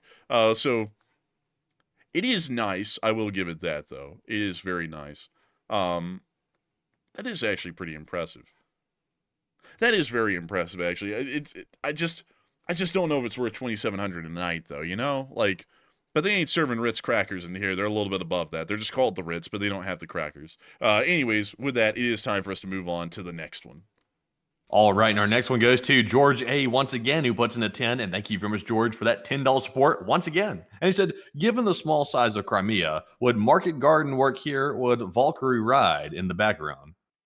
It wouldn't really work because the Ukrainians don't have enough of an airlift capability, and their defense has evolved so much that, air assaults by parachute drop are pretty much impossible in the modern air combat scenario. So, unfortunately, it wouldn't really be a possibility, at least in Crimea, to be able to conduct something like that. And also, the Ukrainians don't have a sufficient enough starting point on the ground to be able to start taking those areas that the airborne would hold.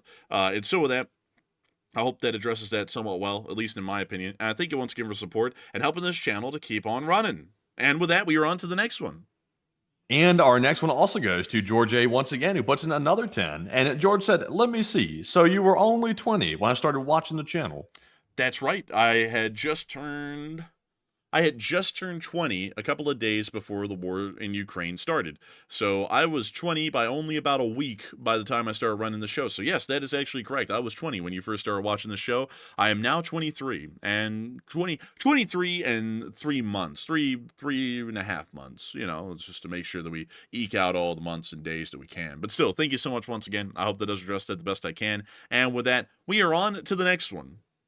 And the next one goes to Ed, who puts in a 10. And thank you very much, Ed, for that $10 support. And he said, hey, LSA and enforcers, Irish Ed here, and my health is taking a turn for the worst. And also, I'm sorry to hear that, Ed. He said, hopefully it'll work out. And anyway, your stream makes my day. And never missed a stream for over 2 years, and love to all. Hey, and I hate to hear that you're not doing well, Irish Ed, but I'm glad to know that we are the highlight of the day as far as the shows go, and I thank you greatly for enjoying them for 2 years, and I hope that we've been able to help you out in passing the time all the time when health is good and when health isn't really the greatest, and I hope that things turn around and that you get on the up and up, because health scares are always a scary thing. Like Matthew's tooth canal was a scary thing. Hopefully that'll get Root fixed soon. canal. That, Tooth canal. that, oh, I thought it was a root canal.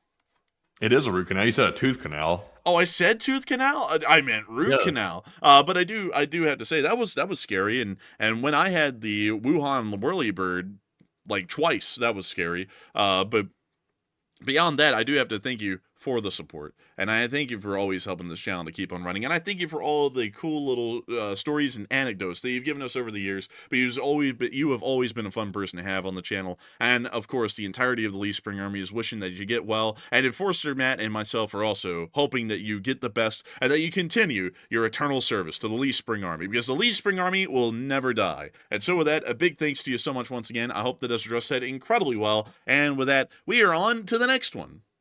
All right, and our next one goes to Plazoth, who puts in a 5, and also Nick Hedger, who puts in a 10. And thank you very much to the both of you. Well, I've mixed it all up for that support. And huge shout out to Plazoth for also being a longtime channel legend. And Enforcer, what say you? I gotta thank you for the support, Pleasoth, and helping this channel to keep running. Because if it wasn't for folks like you, we wouldn't be able to keep this channel running, and we would not be able to make it possible. So big thanks to you so much once again. I hope that has addressed that well. And with that, we are on to the next one. And our next one goes to Murray Escott, who puts in a 10. And thank you very much, Murray, as well, for that $10 support. He said, sorry, Enforcer, horizontal waterfalls, Western Australia, Broome. Let's see. Horizontal waterfalls. Maybe we can find that. Horizontal falls. Horizontal waterfalls. Maybe it's this one. Maybe? I wouldn't get in that. I'd be scared. Like, that looks like death right there, with the water, like, having to go down such a tight area. Like, if you fall into that, you're going to probably get swept under, I'd assume, and probably killed, bashed against the rocks. That would be scary to me. Hopefully we're finding the right spot this time, too. But I do thank you for the support and helping this. Are those baby shark do-do-do-do-do-do, baby shark do-do-do-do-do-do? Those are those extra hungry ones. I don't think they're that hungry because the food's swimming around them and they don't seem to be eating it. Just give them time. They'll get there. I'm feeling hungry. And then they just started taking chomps out of them. But beyond that, I do thank you for support and helping this channel to keep on running. And this place is actually pretty interesting. Where is this in Australia? Also, it's not far from there, actually. It's not far from there at all. But I do thank you so much for the support. And I thank you for helping this channel to keep on running. Because it is folks like you who make this thing possible, or helping to keep rolling. And, of course, we're massively appreciative. So a big thanks to you so much once again. And we are on to the next one. All right, and our next one goes to T. Abiri LSA, who puts in a $60 donation. And thank you very much, T. Abiri, for that $60 support, and we do appreciate that very much. And as I said, for you, brothers, and thank you for your work from Switzerland. Hey, bless you, and thank you for your support from Switzerland. We love Switzerland. Switzerland's a cool-looking country, and I've heard that it's been described by some as a giant homeowners association, which is kind of scary, but that doesn't stop me from liking Switzerland. And I got to thank you massively for the support and helping this channel to keep on rolling, because if it wasn't for folks like you, we wouldn't be able to make this thing possible. And so with that, thank you so much. And with that, we are on to the next one. All right, and a huge shout out to Tia Beery LSA once again for that support. And we will now jump into our next one here. As you can tell, my brain's starting to go a little bit very early. I think it's because of the hunger. Yeah. But this one goes to Dr. Tops, who puts in a $10 donation. And thank you very much, Dr. Tops, once again. They said North Avenue in Baltimore. North Avenue in Baltimore. North Avenue. I think we missed it then. I just don't know where it is. What was it? It was like a train display. Maybe we could just pull that up and it'll find it, because I was on North Avenue right here. This is North Avenue, and I just didn't see a stadium. Wait a minute. There's a stadium.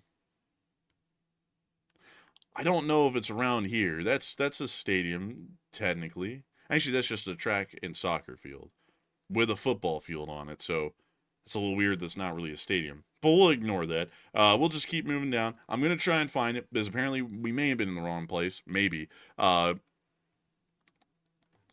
is it streetcar museum? Is it this streetcar? That's a nice streetcar right there, actually. That's a very well kept one. And look, it has the little catcher for idiots that would walk in front of it, so that way you don't like crush them under the tracks. Like they fall into that thing and it fold up on them until they stop.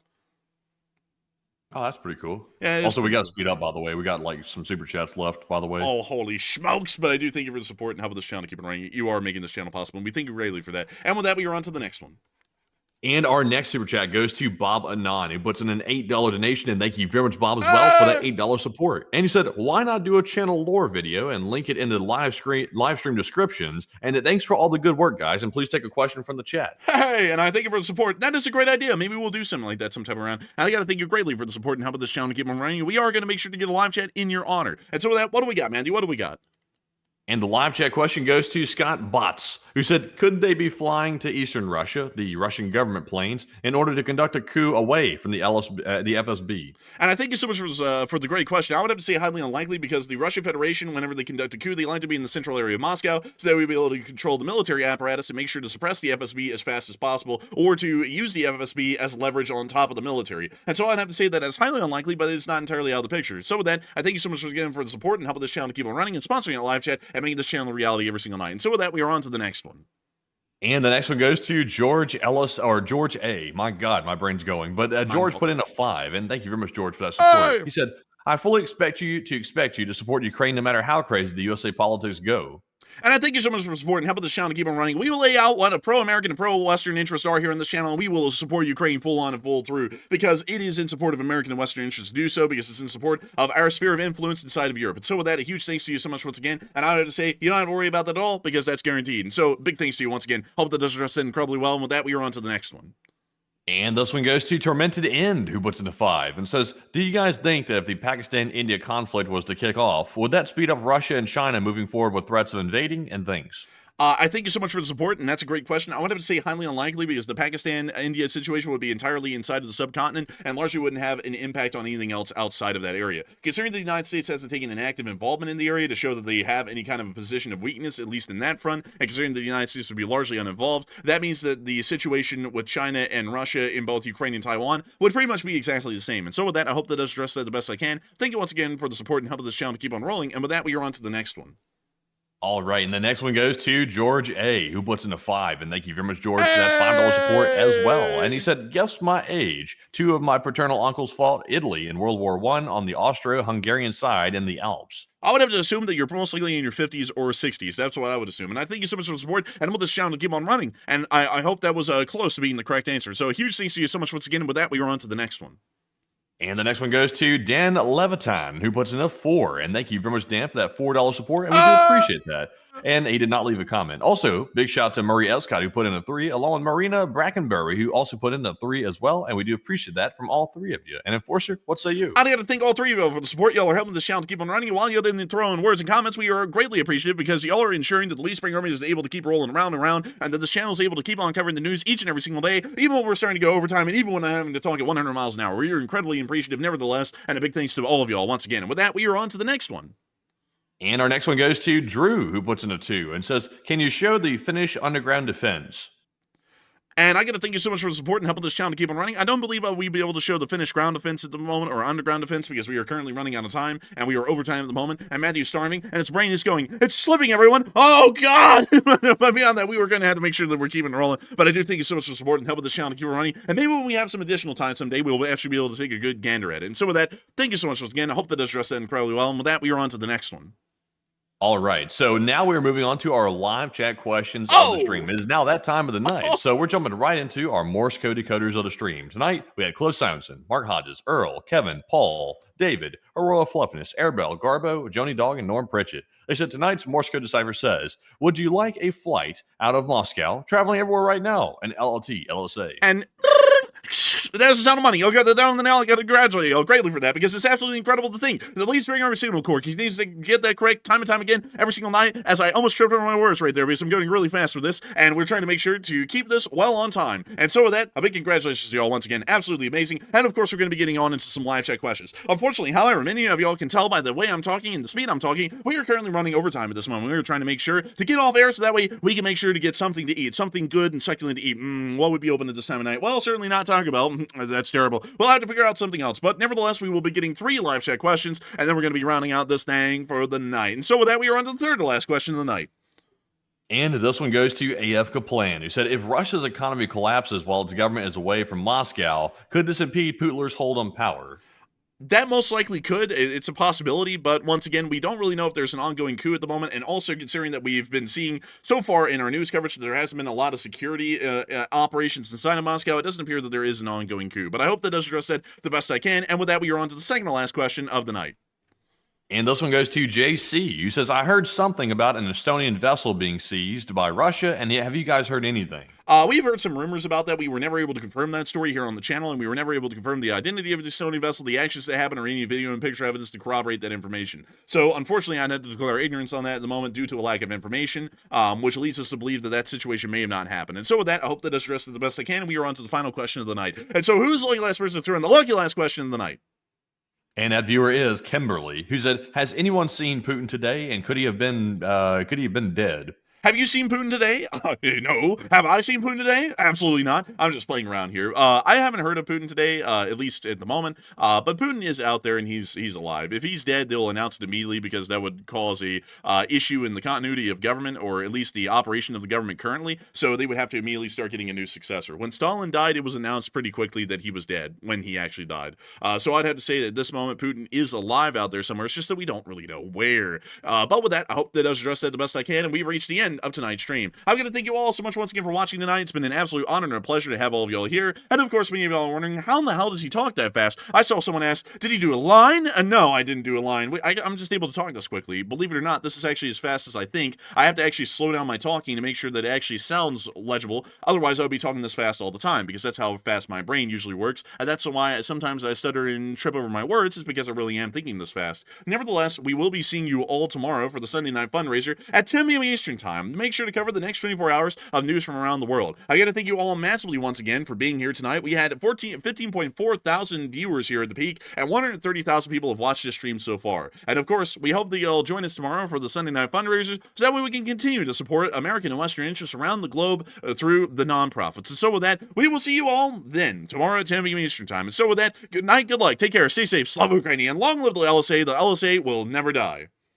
And with that, folks, thank you all for joining us once again on this Saturday night with a bunch of big news to cover, and all 130,000 people that were here by the end of the stream as well. And we will see you all tomorrow, maybe for a midday show or video if there is enough news to cover, and definitely on the live stream to have the fundraiser, the Sunday night fundraiser tomorrow on the stream. So we will see you all then, and thank you all once again. And of course, Slava Ukraine, Hiram Slava, get some rest, and good night.